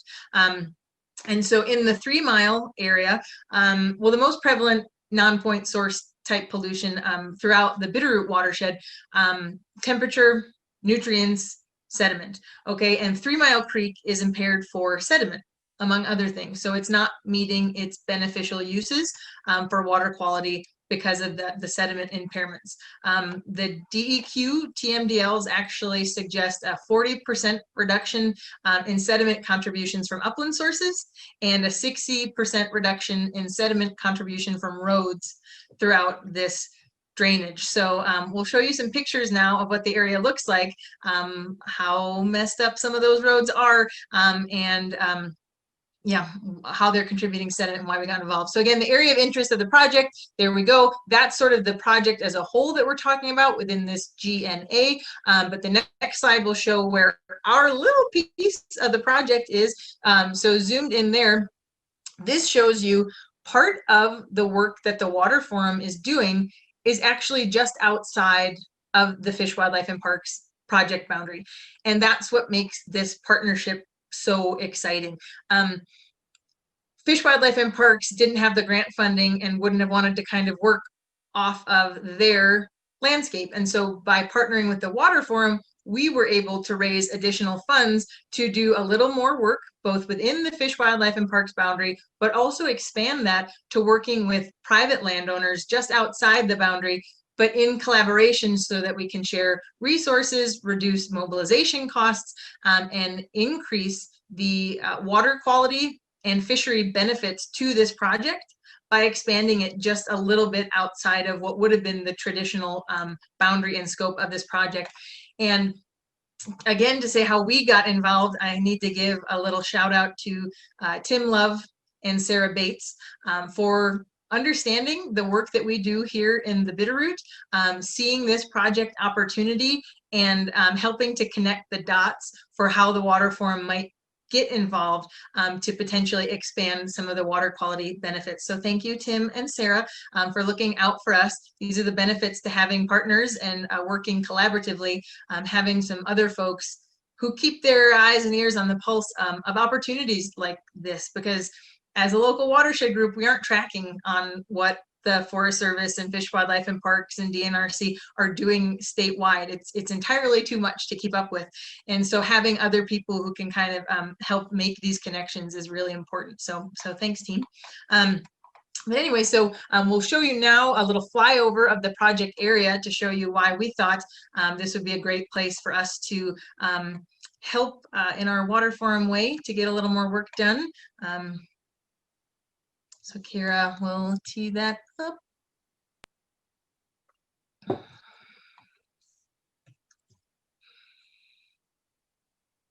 And our drone flyover here, courtesy of Katie Venny, our outreach coordinator at the Water Forum. So here you can see this is a road in the 3 Mile Wildlife Management Area that is obviously actively eroding into the stream here. So no water bars, not a lot of BMPs in place here. The roads are actually so awful, our staff couldn't drive to the project site. We had to hitch rides with Fish, Wildlife, and Parks and Bitterroot National Forest folks just to access the site. So you can see here as the road just eroding actively into the stream, causing excessive sediment, choking out culverts. The sediment issues here are sediments covering the bottom of these streams, filling pools that trout use to overwinter. They can smother eggs, choke out aquatic insects they rely on for food. The sediment issues in 3 Mile are real. It's one of the most sediment-laden streams in the Bitterroot watershed. And so for us, working out here, it looked like kind of a no-brainer to get in on this partnership. And we want to do the work here. The goals are improving stream health and fish habitat, by reducing sediment delivery to the stream and also reconnecting West Slope cutthroat trout populations. So this is anyone who's worked on restoration projects knows often projects get more complicated and more convoluted as you get down the path. This one didn't get more streamlined, but it did get more exciting in that we found out that there were pure strain West Slope cutthroat trout, both upstream and downstream of this undersized and failing culvert. So before we decided to what to do with the culvert and should we reconnect upstream and downstream populations or would we be messing with anything? We found out pure strain West Slope cutthroat trout. So the work we're doing here will actually reconnect the upstream and downstream populations. So the next few slides, we have three kind of major components of this project and our work within it. And step one is to replace the failing culvert. So we're getting that old culvert out of there and replacing it with a bridge. The culvert is undersized and it scoured the stream bed and created a really steep channel gradient there. So we're going to remove the culvert and then a bridge will actually allow the channel to gradually resume its natural form there. Okay, and step two, some of the major road BMPs. So the road is eroding, dumping sediment right into the stream, not good for aquatic life. So we're going to regrade the road and construct water bars that will help direct water off the stream rather than rilling all the way down and destroying those roads into the streams. So there will be about 1.7 miles of road BMPs, 38 water bars built along that section of road. And then next is the fish passage piece. So we knew that replacing that culvert would be helpful, but then when we learned more about the West Slope cutthroat trout there, we decided we're going to work on a weir sort of fish passage, fish step type component here. So that's number three. Our next slide there, working to improve passage. So where there was a really steep gradient there, trying to allow a place with sort of ladder steps where the fish can reconnect populations upstream and downstream there. So we'll have 2.5 miles of stream reconnected through this project, an upstream passage barrier removed, 5 rock weirs built, the water bars, and 2 culverts removed. So a really exciting opportunity for us at the Water Forum to partner with Fish, Wildlife, and Parks to reduce the cost of this project. Mobilization alone, as we know, can be such a significant part of project costs. So being able to partner with them to reduce those costs is rather significant. Working with a private landowner, that's part of what we do. So the Water Forum is an independent nonprofit watershed group. We work with private landowners from projects rebuilding healthy riparian areas and working on grazing management and streamside fencing, all the way to projects in the headwaters, partnering with the Forest Service to work on road decommissioning and restoring abandoned, deteriorating roads into thriving and productive landscapes. So a wide range of things, and this one's a nice kind of fit in the middle there, the agency partnership, while also expanding beyond the scope of that to work with the private landowner on the adjacent land there. And a little preview here, we think that private landowner is interested in doing a lot more work. So this connection opened a door with him to hopefully expand the project into other areas of 3 Mile Creek on private land. So very excited about the opportunity and working with all these great partners. So thanks, team, for being part of this, and thanks to everyone for this conference. Yeah, it's nice to be together virtually sharing. So thank you.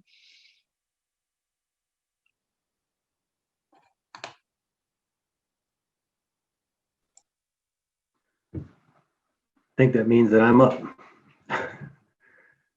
So good afternoon, everybody. I'm Steve Brown. I'm the district ranger in Stevensville with the Bitterroot National Forest. And I actually came on at the tail end of all of this. So my experience has been seeing really just the effectiveness and the power in the partnerships that took place through this, and this being an exemplary model of how to do business in the Bitterroot, and I think across the state, across the country. The mission of the Forest Service is to sustain the health, diversity, and productivity of our nation's forest and grasslands for the needs of present and future generations. And I think that quite often when we hear that nation's forests and grasslands, unintentionally I add an AL on the end of nation, so national forests and grasslands.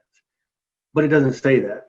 It says our nation's forests and grasslands. And really what that means is that the approach we've taken here, the approach we heard Madeline talk about in the all hands, all lands down in Denver, is really the approach that we need to be modeling to do effective landscape management. It can't stop at boundaries, based on ownership, whether it's, federal, state, or even onto private, like we showed here with the bringing in the Bitterroot Water Forum to help do some management on some private lands where we couldn't necessarily do that ourselves.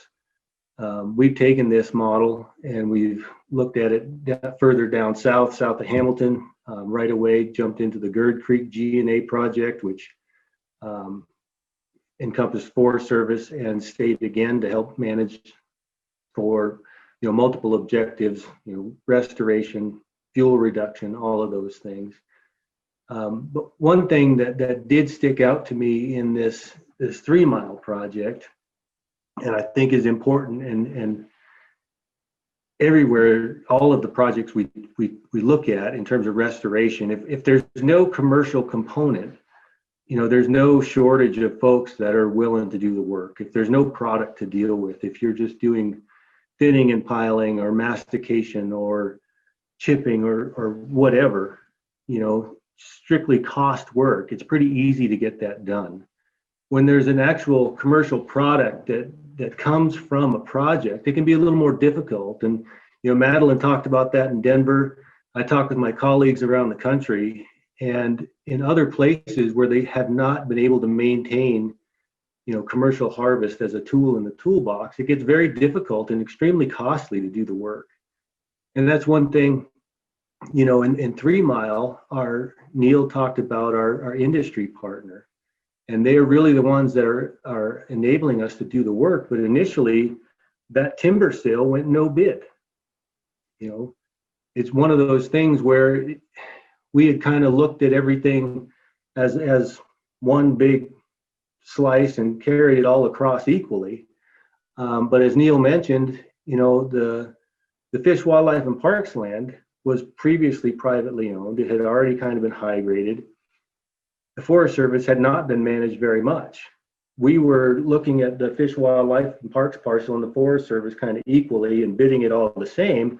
But, Heather's flyover there, the drone flyover, showed us the amount of road work necessary, for the Fish, Wildlife, and Parks portion. And road work is costly. Restoration work is costly. And so, in working with our industry partners, we determined that, really what we needed to do was value this differently based on the value of the timber. We couldn't expect somebody to come in and do mastication work and do it at a loss, and nor should we expect our industry partners to do that either. They have to feed their kids and all of that. And so we needed to be a little more creative in how we packaged it up. And that's where the GNA really came in handy, the state having that flexibility to contract maybe a little differently than the Forest Service. And then, like I said, with the Gerd Creek GNA building on that stuff, we've been able to bring in some more land that we wouldn't necessarily have been able to even access, except that there was already an industry partner there, and the state has I can't remember what we called it, what it's called, Neil, the Limited Access Act or something like that. But that increased flexibility of working with our partners to help get work done across, multiple ownerships, multiple jurisdictions is really the story here. And I think it's the model that we need to be following if we want to be successful in getting the necessary work done across the Bitterroot and across the state. I think that's about all I've got. We wanted to roll into some questions. Yeah, well, first off, just thank you to all of you for providing your perspectives on this project. You made some really good points, and I think there's a lot of good takeaways from that. And Steve, I think you really wrapped it up nicely. And I think one of the takeaways, and something that Heather pointed out, is just the fact that, it can be challenging to connect the dots and even just to know who to be talking to and where there are shared objectives that, agencies or organizations might be unaware of. And that's, I think, one of the great things about these conferences that we host. And we wish we were in person making these connections, obviously, but Heather mentioned that there are 60 some watershed organizations across the state.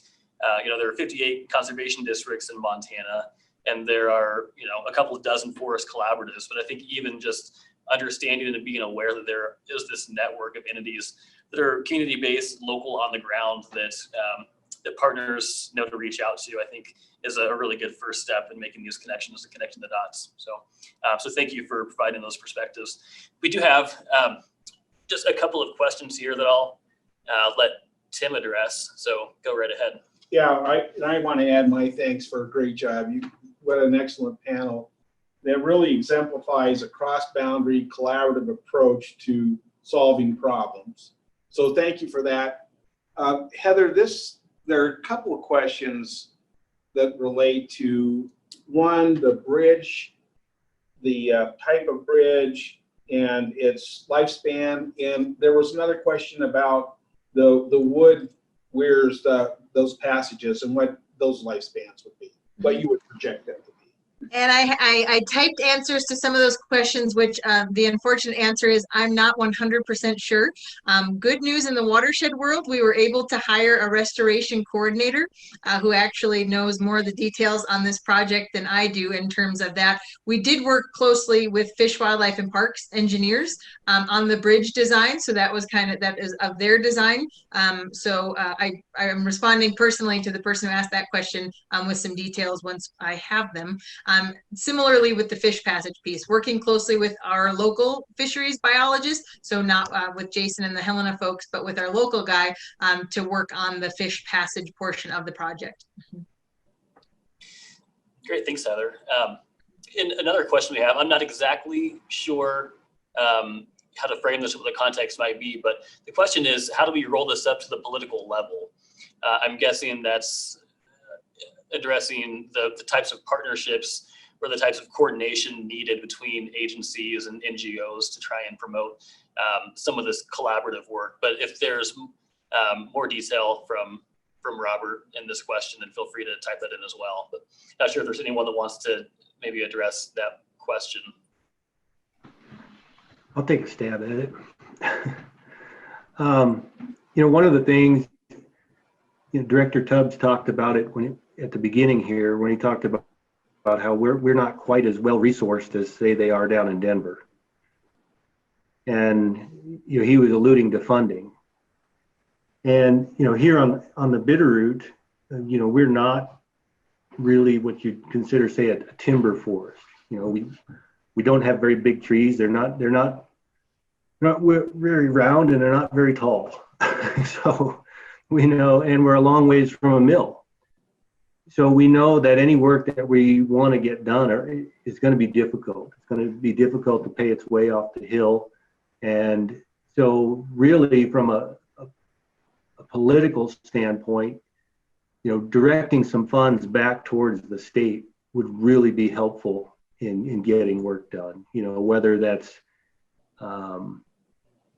CFLRP type stuff, Joint Chiefs, those sorts of things, competitive proposals, or even, in different states, they have other models. You've got like the Utah Watershed Restoration Initiative, where the different NGOs all pool money, the state, the feds, they pool money, and it becomes a competitive proposal process just there within the state.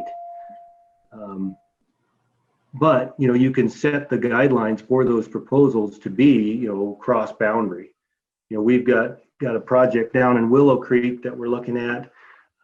We've got the Forest Service Gold Butterfly Project. We have Calf Creek Wildlife Management Area. There's some state DNRC ground, and there's also about 17 or 1,800 acres of private land that we've been talking with a private contractor who's been working with those folks to try and put together, basically a full watershed treatment. But that costs money. And so really, I think from the political standpoint is being able to direct some funds toward the states to be available to do this kind of work. I'd offer a quick thought on that too, if there's time, Ethan and Tim, from the Rocky Mountain Oak Foundation and the NGO perspective. You know, we certainly have a broad range of tools available to us to communicate projects like this as a model for so many different opportunities going forward. We can communicate that to politicians in DC. We can advocate for resources to do more projects like this. So I guess I'd offer that up as an opportunity to work with all of you and have a shared voice. For those of you who can't have a voice in DC, we're happy to help you all do that. Great. Thanks, Carrie, and thanks, Steve. We are unfortunately out of time. We have a couple of other questions that we can follow up on, but just want to thank you all once again. You know, I think this is a really good example of projects that I hope to see more of and see some replication of across the state.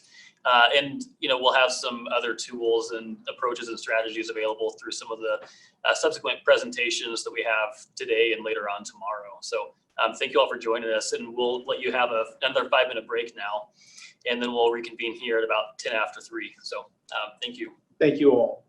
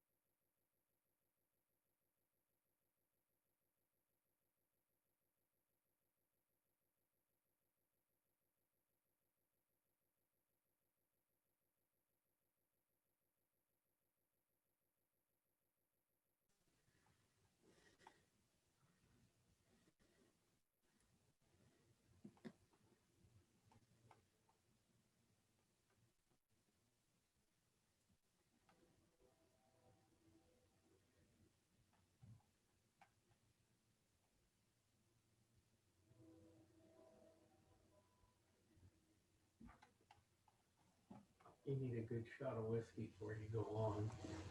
I don't know where that one lady was from, but would be blurred.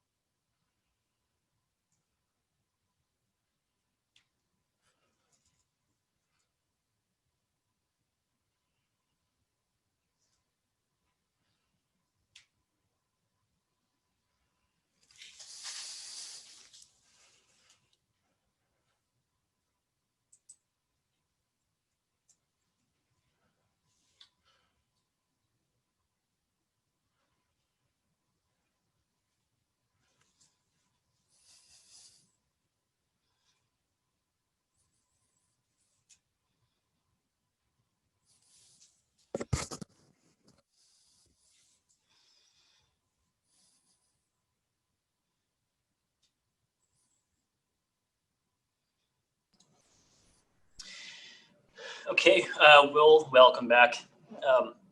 We've got just a little more time on our agenda left today, and we're going to use that to show some other examples of some projects that continue with our theme of integrating forest and watershed management and really just more holistic landscape conservation.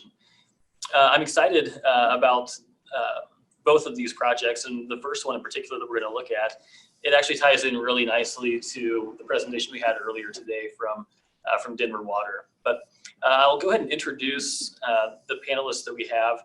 Looks like we're still waiting on one of them. Nope, looks like Paul has just joined us. So I'll go ahead and introduce the three panelists that we have and the two projects they're each going to discuss. We'll allow each of them some time to discuss and give a presentation on their individual projects, and then we'll actually allow time afterward for Q&A for all three of our panelists together. So if you have questions that come up during their presentations, please just put those in the Q&A box, and then we'll address those once both presentations are completed. But the two projects we're going to look at today are one based in Whitefish, or around the Whitefish area, and it has to do with really this intersection of forest and watershed management and municipal water source, like we talked about with Denver Water earlier today. And then the second one is going to look at some ways that there was some more holistic landscape work done, with some of the objectives being stream and riparian health related. So I'll go ahead and introduce our three panelists that we have. So representing the project that was happening in the Haskell Basin, Whitefish area, we have Paul McKenzie, who is the Lands and Resource Manager for Stoltz Land and Lumber Company. Followed by him, we'll then have our presentation of some work that was done in the Upper Clark Fork Basin. And for that, we have Amy Chadwick, who's an ecologist with Great West Engineering. And we've also then got Fred Stadler, who is a forester with Watershed Restoration Coalition. We'll go ahead and get started with Paul's presentation on the Haskell Basin project. And during that time, Fred and Amy, you're welcome to turn your cameras off if you'd like, if that's easier. So Paul, go ahead and give yourself more of an introduction if you'd like, and we'll get started. Well, thank you, Ethan and Tim. I really appreciate the opportunity to be here with you all today. I hope you can hear me okay. I'm not going to spend a lot of time talking about myself because that's not what I'm here for. I want to talk about this Haskell Basin project. It's really a unique project that we pulled off up here in an area that it's not an easy place to work in. And Kiara, I think, is going to bring up a presentation for me here shortly. But we're talking about the south end of the Whitefish Range, just north of the community of Whitefish. And you know, Whitefish is a unique community. It's not a unique community. It's a mountain resort community, and that brings a series of challenges along with it that are different. And those of you that know me, you'll often hear me say that, you know, the trees are kind of the easy part. And you know, I've finally gotten smart enough to realize that I need to build relationships and bring people to the table that know how to handle the hard part, and the hard part's the people. And really what made this whole project a success is the amount of community involvement that we were able to generate for it, and community understanding, and that kind of paved the way for achievements that I think were quite honestly greater than any of the folks that, you know, originally started talking about this area thought possible. So Kara, if you can move to the next slide, please. This is kind of a graphical representation of the landscape we're talking about. You have the community of Whitefish in the foreground. You can see that ski hill in the background. That's Whitefish Mountain Resort, or Big Mountain for those folks that haven't been here in a while. And you can just see the south end of the Whitefish Range. You know, you can imagine that the upper end of those mountains are public lands. The lower part is private. And there's a lot of people in this area, and a lot of people love this landscape. One of the things that we were learning quickly is that change is taking place, and change is inevitable. It's taking place both in the vegetation, in our communities, and how we use the landscape. And that was really the impetus for the beginning of the discussion is okay, we've seen things change from what they used to be. How do we get involved to make sure that we have some input into what the change is coming is going to do for us into the future? So Kara, if you can move ahead, please. This is just an aerial shot, kind of the same area, but focusing in specifically on the Haskell Basin watershed. And this is really the first step that really kind of kicked the whole process off for treating this landscape. Haskell Basin watershed is a municipal watershed for the city of Whitefish. It's about 7,000 acres, and it's rather unique in that it's it's a surface water source for the city of Whitefish, but it's pretty much an open landscape. About half of the watershed is owned by F.H. Stoltz Land and Lumber Company, who I work for, and the other half is private or public lands in the higher elevations. What we were seeing is a tremendous amount of pressure, both recreational pressure. You can see the development pressure on all sides from it, and that was making some concerns for the city of Whitefish. Let's go ahead and move to the next slide, Kiara. And then, so this shows the land ownership pattern in the area. The bright orange is F.H. Stoltz Land and Lumberland. It's commercial timberland that we've owned since the turn of the century. We've been practicing sustainable forestry up here for a long time. We have a long-standing open lands policy, so people have developed a level of comfort with what we do up there and with forest management, and that's been a real important starting point for our community, is for people to have that opportunity to participate or experience on what active management looks like. Obviously, the green is national forest, the blue is school trust lands, and then the white is non-industrial private. It's mostly residential or resort residential development, and so it's not an easy mix of land ownerships to make work, because everyone's got different objectives. But what we did find is that there are a lot of shared values here, and that's really allowed us to move ahead. So Kara, if you move forward one slide for me. Just another shot of, this really and truly is Whitefish's backyard. And what we learned pretty quickly is that if you wanted to get anything done in this landscape, it really had to be community driven.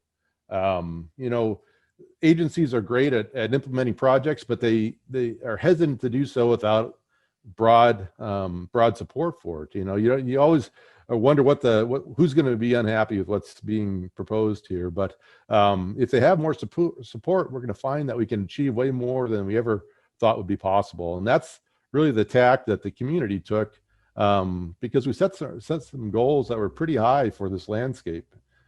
Kara, move ahead one for me. And so you can just go ahead and bring up all these points if you wouldn't mind. So it truly is a land of many uses and interests. So let's talk for a second about the municipal watershed itself. As I said, this is the water source for about 85% of the drinking water for the city of Whitefish and the surrounding area. What's unique about it is that a lot of it is on Stoltz land, and the infrastructure, the intakes, the surface water intakes, and the pipeline have been there for 100+ years. And surprisingly, there was never any kind of agreement to allow that to take place. There was never an easement in place, never a contract, no nothing. So it was basically 100 years of a handshake agreement. If you were a city manager or a mayor, boy, that would make you awfully nervous, I would think. And so that was an impetus for some action in that area. At the same point in time, we were seeing a lot of increased development pressure from all sides. Stoltz had sold some lands in the area, and so the risks to the municipal watershed were very real. And also the wildfire concerns. It's pretty interesting that the city actually, or the city council actually passed a resolution back in 2004 asking the Forest Service to develop a fuel mitigation plan for the lands that they owned and managed in the city watershed. That's 16 years ago, and nothing really ever made much traction there. It's because it was such a difficult landscape to work in. The management areas, the forest plan, the access, the vegetation types, is just a difficult ask to make of the Forest Service. And so we hadn't made much process, but the risks still remain there with respect to wildfire. At the same point in time, the Flathead National Forest was going through a forest plan revision, and as part of that, there was some collaborative work done within the entire Whitefish Range that actually developed a new management area designation that was being applied to parts of this landscape, and it was called the Front Country Recreation Management Area. And it was a completely new concept for the Forest Service, at least on the Flathead National Forest. And it really was looking at this backyard recreation opportunities that are out there. And then the other change that was taking place is that the recreational growth in whitefish is just exploding. We have a great project called the Whitefish Trail. It's a very well thought out and ambitious effort to create a all-encompassing trail system that circles all around Whitefish Lake. It's a multi-use system, non-motorized, but it crosses all kinds of different lands, land ownerships, and everything. And so it's just a great resource, a very ambitious process, but something that would really help improve the access to the wildlands around whitefish. Go ahead and move ahead. So we started talking with the community first about what are the common landscape level goals that we could come up with. And not surprisingly, the first one that came up was, let's keep it the same, right? Obviously the visual values of this area are extremely important. It's the backdrop for whitefish, for the skiing, for the whole north end of the Flathead Valley. We have some really unique habitats there. We have grizzly bears. We have just about every large predator in the Northern Rockies on this landscape. We have unique whitebark pine habitats. We got a great ungulate population, some western red cedar. So it's just a unique landscape that we want to maintain the uniqueness to. We can't ignore the fact that it is the backyard to whitefish, and the folks that live there really treasure this because this is where they go for their 2 hours before dark, where they can walk their dog and get their recreation in. And then it's also important to maintain the working forest aspect of this. Stoltz and the local timber economy are really a critical portion of our communities, and people value that and want to be able to continue that in the future. Obviously, the city had a desire to reduce uncertainty for the municipal watershed. They would hope to be able to legally site their infrastructure, address the development threat, and address the wildfire risks. And then, of course, we had to deal with changing conditions. Although we wanted to keep it the same, we recognized that nothing around us is staying the same. So vegetation management, fire exclusion, insect and disease, all that was changing the landscape out there. The growth of the community is this ongoing pressure that we just can't get beyond. And then the residential and resort development is a very positive thing for the community as well. And so working on that, how do we maintain that on the landscape as well? Move ahead, Kira. So the first project that we really focused on was the municipal watershed. The city pretty early on developed a partnership with the Trust for Public Lands, and the goal being, how do we preserve these private lands to ensure that the traditional uses continue, but remove the risk of conversion to residential development. And so we started to pursue a conservation easement in this area that would do two things. It would perpetuate the forest management that is important to Stoltz and our ability to continue that in the future. It would also protect the public recreational access for now into the future, and also provide some certainty for the water infrastructure as well. And so over about a 3-year period, we ended up with a conservation easement in place on about 3,020 acres. It's unique in that it's jointly held by both Fish, Wildlife, and Parks and the city of Whitefish.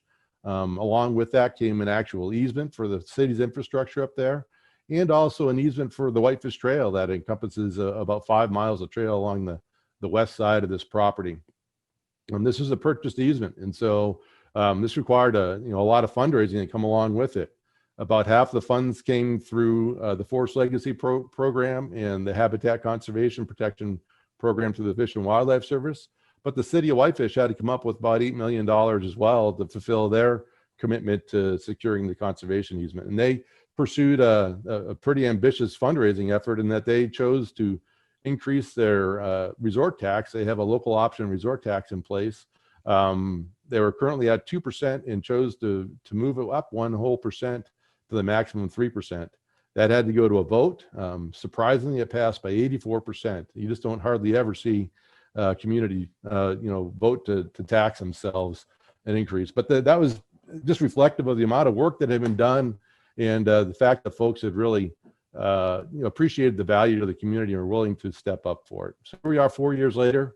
We got 5 miles of the Whitefish Trail built along the west side of the area.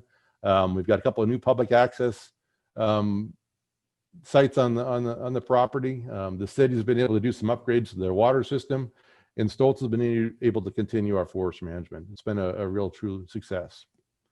Move ahead, Kira. So next on the list was the public lands. We had pulled off the lower end of the valley of the landscape, and we wanted to focus on the upper end. And like I said before, there was some good collaborative work that had already started in the Flathead Valley. The Whitefish Range Partnership was a collaboration for this entire landscape. You can see on the right there, that resulted in a recommendation to the Forest Service on how to revise their forest plan that established the forest plan and the management area direction for the Whitefish Range. Now, what came out of that was the Whitefish Face Working Group, and that was a project-specific collaborative that really was focusing on the lower end of the Whitefish area, Trumbull Creek, Haskell Basin, and a little area to the north called the Hellroaring-Taylor Creek area. It was truly a community-driven collaborative. Our goals were to combine vegetation and recreation management into one project, and also, try to capitalize on things like stewardship opportunities that would also generate the revenue necessary to implement the actions that we took place. So go ahead and move to the next slide. This is just a list of the folks that participated. I'm not going to go through it, but it was a very inclusive group of people that were motivated. And one of the important things that we did here is we made sure that interests were represented, not individuals. And so folks would carry the water for recreation, or carry the water for mountain biking, or for habitat, or what have you. And so it was a very good group of folks, and they all worked great together. So we'll go ahead and move to the next one. Go ahead and bring those up. Yeah. So some of the goals that we developed as a collaborative were as follows. Obviously, reducing fuel load and catastrophic fire risk within the municipal watershed is really important. Managing these forests for ecological and community benefit. Dealing with the recreational demands that were being pounded on the area. Maintain the visual quality, and maintain wildlife security and habitat. And so we developed a collaborative process around these goals. We broke our collaborative into a recreation subcommittee and a veg management subcommittee, and we employed the Forest Service as a resource and guide. It was really important to kind of bring everybody up to a common level of understanding, and the Forest Service did a great job of explaining, forest ecosystem management and how forest management works, and fire, how does that work on the landscape and these forest types. And it was a very positive experience. We set a pretty ambitious time frame of a 9-month time frame to get done to this. We had a lot of people that were willing to work, but they wanted to get down to business and have a defined goal in place, and they did a great job of that. And the outcome of the collaborative process is that we actually provided a proposal to the Forest Service, and that contained maps that had areas for forest management, for prescribed fire, and also for recreation. And along with the map, we provided purpose and need for vegetation management and recreation development, as well as design criteria as far as design elements that were important to the interest groups that were involved in the collaborative. Out of that came, and that kind of spurred the Forest Service planning process. The collaborative process didn't replace the normal public process of the Forest Service. It was just in addition to. And so we had 2 projects that were developed. The first was the Whitefish Municipal Watershed Fuel Reduction Project. That was a Farm Bill action, no action EA that was actually done pretty quickly. It required 3 forest plan amendments, 1 for visual, 1 for management in unsuitable lands, and 1 for temp road construction. It made it through the entire process. And I think what surprised the Forest Service a little bit was that, the community was pretty darn on board with this. We had done a lot of the pre-work for it, and it went pretty smoothly.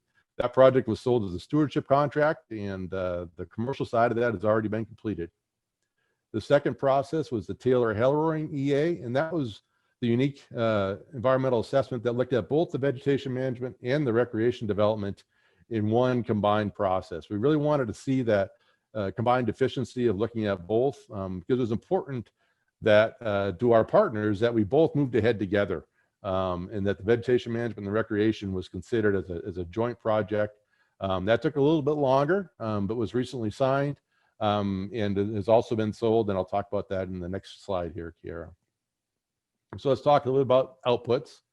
So the Whitefish Municipal Watershed Stewardship Contract had 254 acres of commercial timber harvest, 2 miles of temp road construction and reclamation, It removed about 16,500 tons of commercial product, about, that's about 4 million board feet. It included about 800 acres of prescribed burning and 100 acres of non-commercial fuels treatment. All right, Kiara. Go ahead and click the next one for me, please. Yep. And then Taylor Hellroing was actually sold. We can back up just one more, please, Kiara. Taylor Hellroing was a Good Neighbor Authority project that was just sold here recently. About 1,000 acres of commercial harvest, 360 acres of non-commercial fuels reduction, 500 acres of prescribed burning, 28 miles of new trail, and some other recreational development. I know I'm out of time, so I'm going to wrap it up there. But this is, just shows what the power of community can do, and doing the pre-work beforehand can, get work done on the ground greater than you ever expected. So thanks. We'll take questions at the end.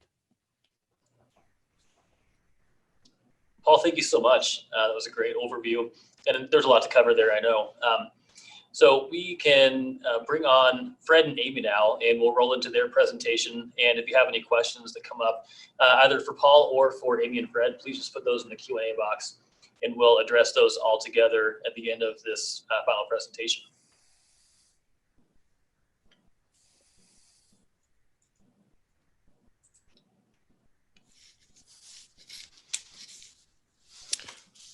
All right, my name's Fred Stadler, and I'm with the Watershed Restoration Coalition for the Upper Clark Fork River. And Amy and I were part of the team that worked with the Lampert Ranch in the Upper Clark Fork area. And if we can start bringing up those slides.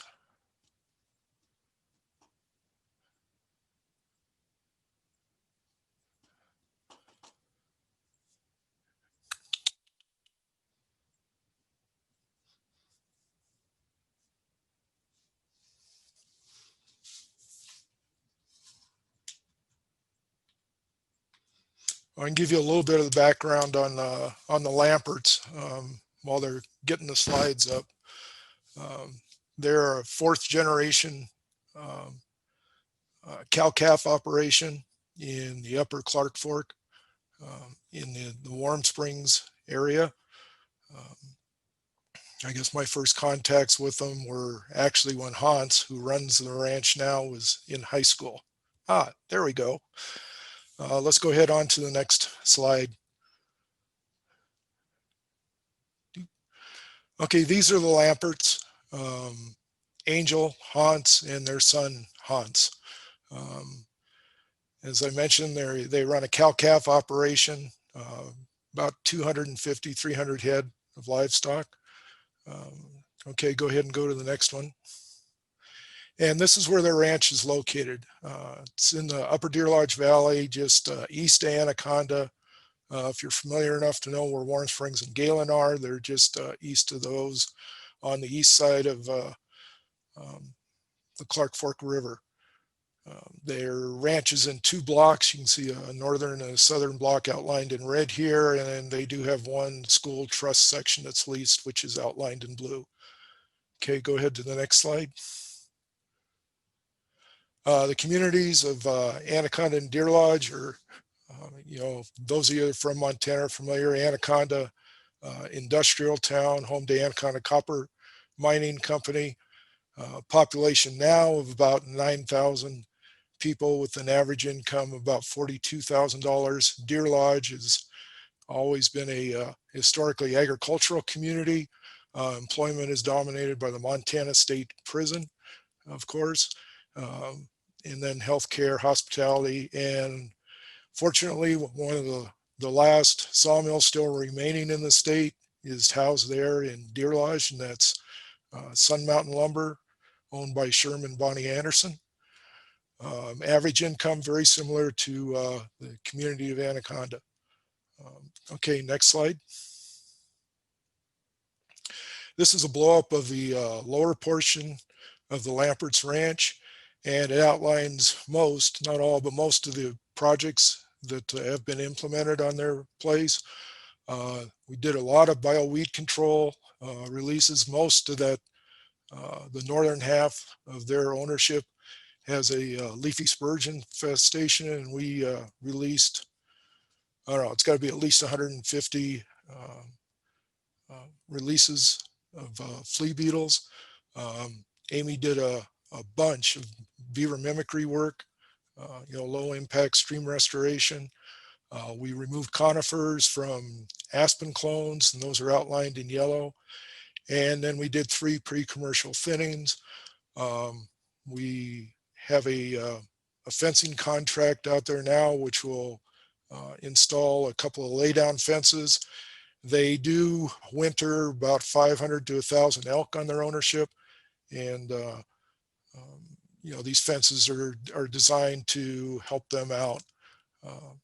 And we've also are cost sharing with our partners with NRCS, 2 stock water systems. Those are the light blue in the diagram here. And if you can move on to the next slide. Okay, this is just pictures of some of the work that we've done. You can see the conifer removal from aspen clones on the left, and then some pre-commercial thinning on the right. Again, to assist in the the aspen, which are declining throughout the West, and for the ranch to increase growth rate on their timber reserve. As you can see here in the upper Deer Lodge Valley, we don't grow them real tall and we don't grow them real fat. So if you can move on to the next slide.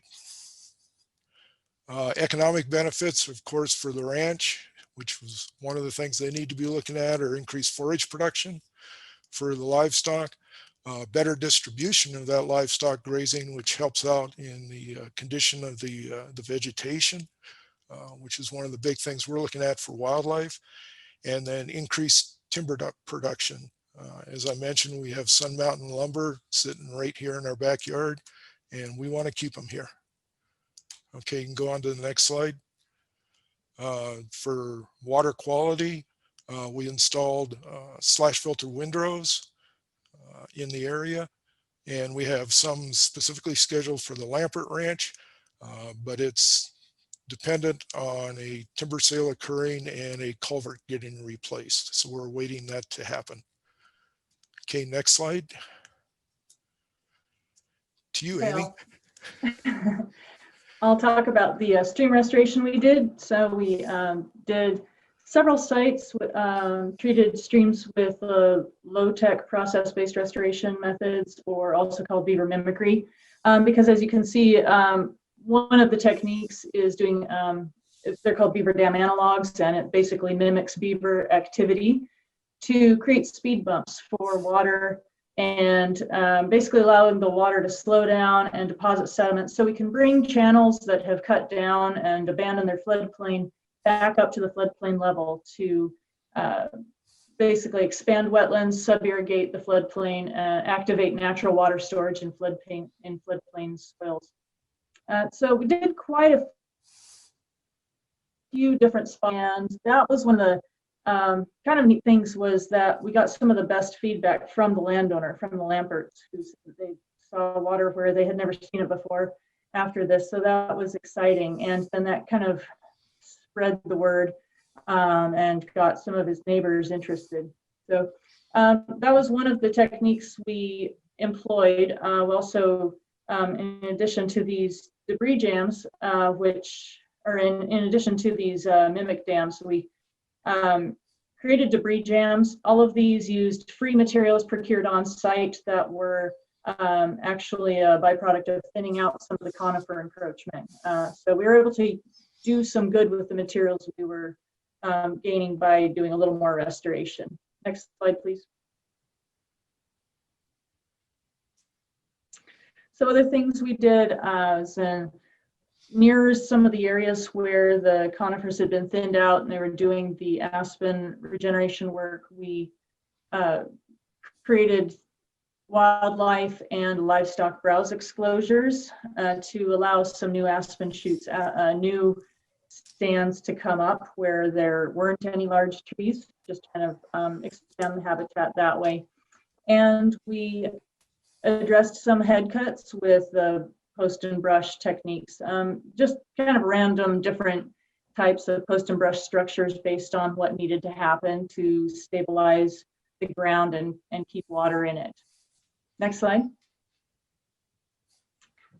And then because one element of habitat is access, this I was not involved with, this was Fred's lead here. But anyway, we installed lay down fencing, and that's for elk to be able to migrate through. And so to reduce the injury to wildlife, but also to the fences. But the nice thing is this kind of integrates some of the management and habitat restoration, makes kind of a nice link in addition to the forest and water restoration involved in this. Next slide.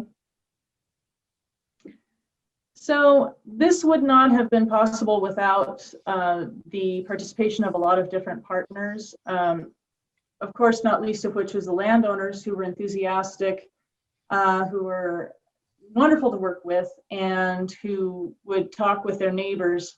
And that kind of gave a lot of this kind of an interior, I guess, kind of a momentum.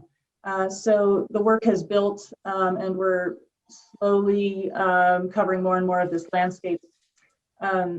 Watershed Restoration Coalition of the Upper Clark Fork is the local watershed group, and so Fred Stadler, working with them, was obviously instrumental in all of this, working with the CD.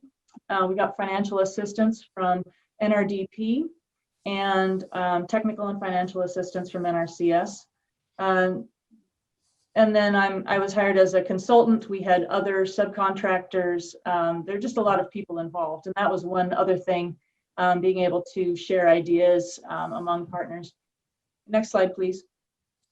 So along that line, having this shared technical assistance was a great benefit of this project. I think we all learned from each other and just saw how a lot of these different types of restoration can work together. So a theme I've been hearing through all of these projects we've been hearing about is collaboration, and how that has been successful to make good restoration happen. And it's no different here, being able to work across boundaries and with different partners. Obviously, financial assistance, being able to get financial assistance for landowners and for these efforts to improve the land management. Mutual understanding comes from that from the shared ideas and shared technical assistance. And then one thing that I've been very excited about is this has provided opportunities for research. So our sites are kind of acting as an outdoor laboratory for students at Montana Tech and University of Montana. So there are researchers from both schools starting to put in sites and do some monitoring, so we can look at the quantitative benefits of these projects, not just the qualitative, the benefits we were able to see with our own eyes, but to get those numbers, because that's really important to further this work. And then we have the obvious benefits of improved habitat and forage production. And, a big goal is trying to keep the water on the land, keep the streams flowing, have resilience to drought, which is by pretty much all models predicted to increase under climate change. Next slide. So that's about all we have. And I guess we're all going to do questions together. Yeah, thank you, Fred and Amy. And Paul, you are welcome to join us on screen as well. While the audience works on curating some questions, maybe Tim and I can throw some at you.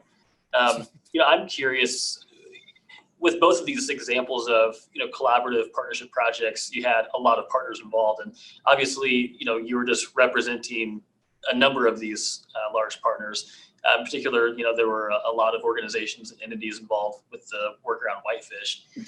Just wondering though how these examples of projects might have created momentum for subsequent works that you guys are doing within your communities, within those partnerships that you created with some of these examples, or if you have plans for future work to take place. Well, I think one of the things that Amy mentioned is critical to all of our work, and that's that the Lamperts took advantage of her work in beaver mimicry. And Hans was just absolutely amazed. He grew up on this ranch since a little kid, and he's in his 50s now. He had never seen water flowing through this particular culvert until Amy did the beaver mimicry work. Well, as soon as he saw that, he started talking to his neighbors. And one of his other neighbors, Ted Beck, had also had Amy install some beaver mimicry work. And his comment was to me, when we had a drought, I don't know, I want to say it was 3 or 4 years ago, the only place in that pasture where he had water was where Amy installed the beaver mimicry. And that's, both those ranchers now are talking to their neighbors, and they will generate more business for Amy and for the WRC. And I just think that's the best advertising that we can possibly have.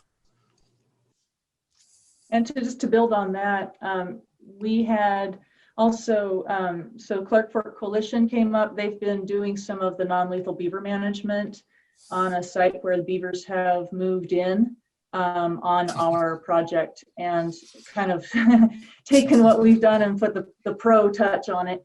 And so, that is such an important thing. So it's just an example of how different collaborations end up, how it leads to more collaborations. So not just the research that's happening, and now we've been talking with other groups about going for bigger funding to kind of tackle this at a landscape scale, so we can really look at what can be done. For instance, if you have a municipal watershed, if you do this at a big enough scale, can you see a real difference in the water? That kind of thing, because it's very hard to tease out at just a little site-specific level. So, but having partners willing to work with the landowners, where so they will tolerate the beavers coming in and doing things maybe not exactly to all of our idea of how it should be done, it is really important. And so that's just an example, but it has kind of gotten this momentum, and it's because of people sharing ideas, working together, respecting different goals. So yeah, I think that collaboration is key. Great, thank you. We have a couple of questions that are just coming in right now. First one is, how did you go about permitting for the BDAs? For the BDAs? Yeah, for Amy, yeah. Oh, so early on, there was a period where the local permit is always, you always want to work with the local CD and get that local in-stream permit. That is has always been the case. There was some flux in, several years ago when this first started, there was some flux in what was, they redid some nationwide permits. And so the Army Corps permitting process has kind of evolved, but now we need to get wetland delineations and do the whole pre-construction notification. And so the permitting has grown into probably half the project cost almost in some of the smaller projects. So I think the Army Corps is looking at how to, has been looking at how to make that more efficient, and we're all interested in seeing that, of course, because the whole idea, having zero materials costs and being able to work with people, these make amazing volunteer projects. You can, there's so many ways to make these very low cost projects, but if you have, if you have to spend several $1,000s on permitting, that kind of takes away some of that gain and limits the amount of area that we could do otherwise very cheaply. So yeah, it's been a process, but we go through the whole rigmarole now. Hey, this is a question for both projects. Can you speak to juggling the timing and the demands of different funding streams?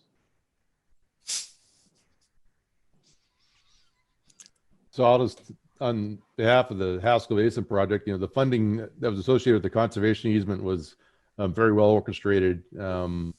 Really, unfortunately, we don't have any of our agency partners, because the other funding stream that's been developed by the work done up there is through the stewardship project. There will be some excess receipts that won't be, spent out on project, and likewise with the Good Neighbor Authority, that sale is going to generate a fair amount of revenue that's going to continue other projects either locally or elsewhere. And so, so really, it's a what's unique about this project is it actually generated a fair amount of revenue, and that's not always the case. And so that's an opportunity for the agencies and an incentive as well.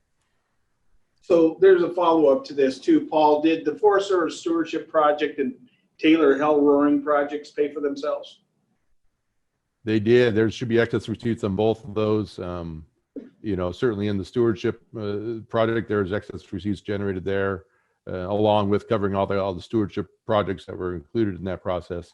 And in the GNA, you know, I'm sure some of the GNA folks have already answered that question, but there should certainly be some excess receipts there as well.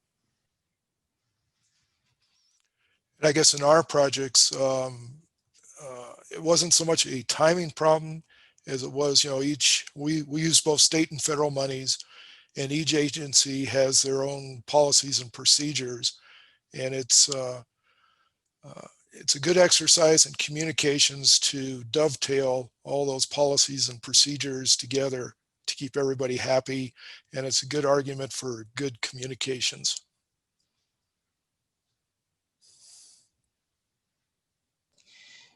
We have, it was more of a comment, but I'll see if I can frame this into a question maybe for Amy and Fred's project. But the type of work you were doing with BDAs to try and implement natural water storage, especially with maybe some of the permitting challenges, do you have any suggestions or recommendations how groups can try and work on this more at scale to try and convince landowners or other managers the benefits of these types of projects?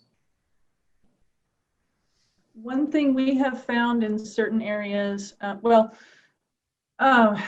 one thing is to team with organizations who can tap into some large grants. That really helps. But again, it's building partnerships. So that is really important.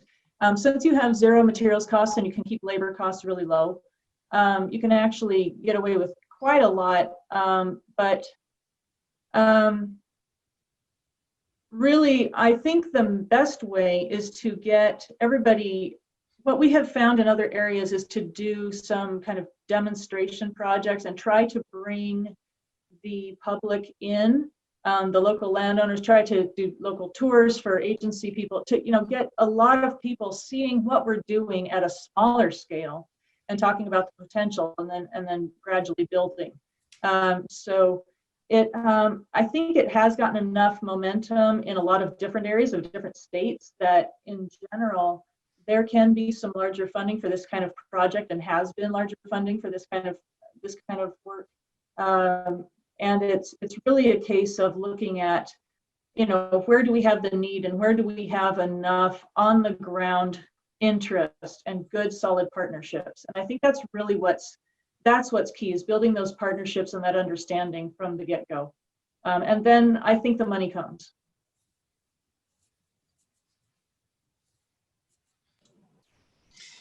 Great. Well, thank you to all three of you for the presentations you provided and for answering those questions. I know we'll have these recorded as well, and we'll provide those resources on the conference website for attendees to follow up with. And I'm sure they can contact you with other questions they might have later on.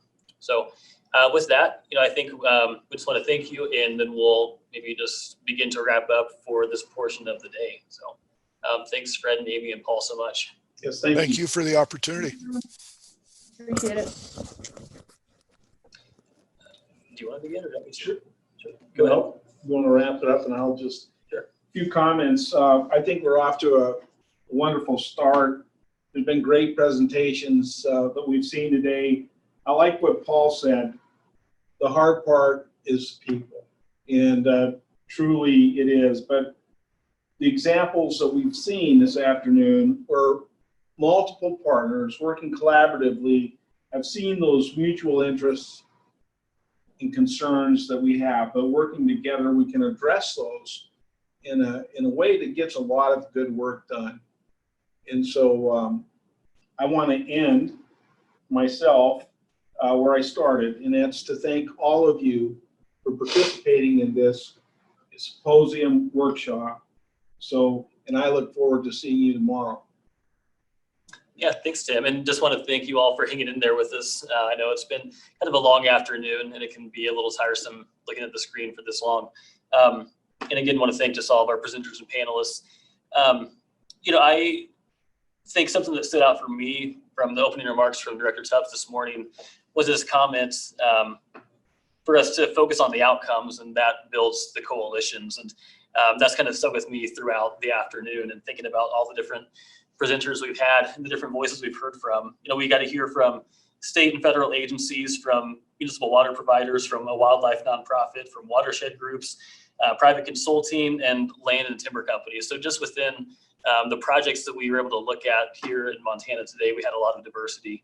And that doesn't even scratch the surface, I think, of a lot of the diversity of partnerships that it really takes to get these projects done locally or at scale. And, I'm encouraged by even just the partnerships that we have between our two networks with NWCC and the Forest Collaboration Network, and being able to show that, forest management is also watershed management, and that there's a lot of voices to be at the table for these efforts. So, I hope that as we work at the statewide level to try and encourage these partnerships and this collaboration, that it also trickles down into local communities, into forests, and into watersheds. So I'm excited for tomorrow's agenda to hear from the other presenters that we have, and just to touch on some housekeeping things for tomorrow.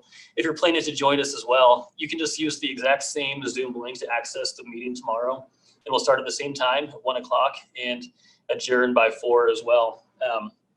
The one thing that we had discussed trying to do was find some way to connect all of you virtually.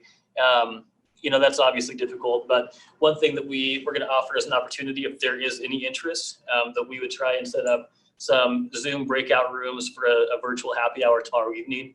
But before we even try and do that, we just wanted to get some feedback to see if that's of interest to you.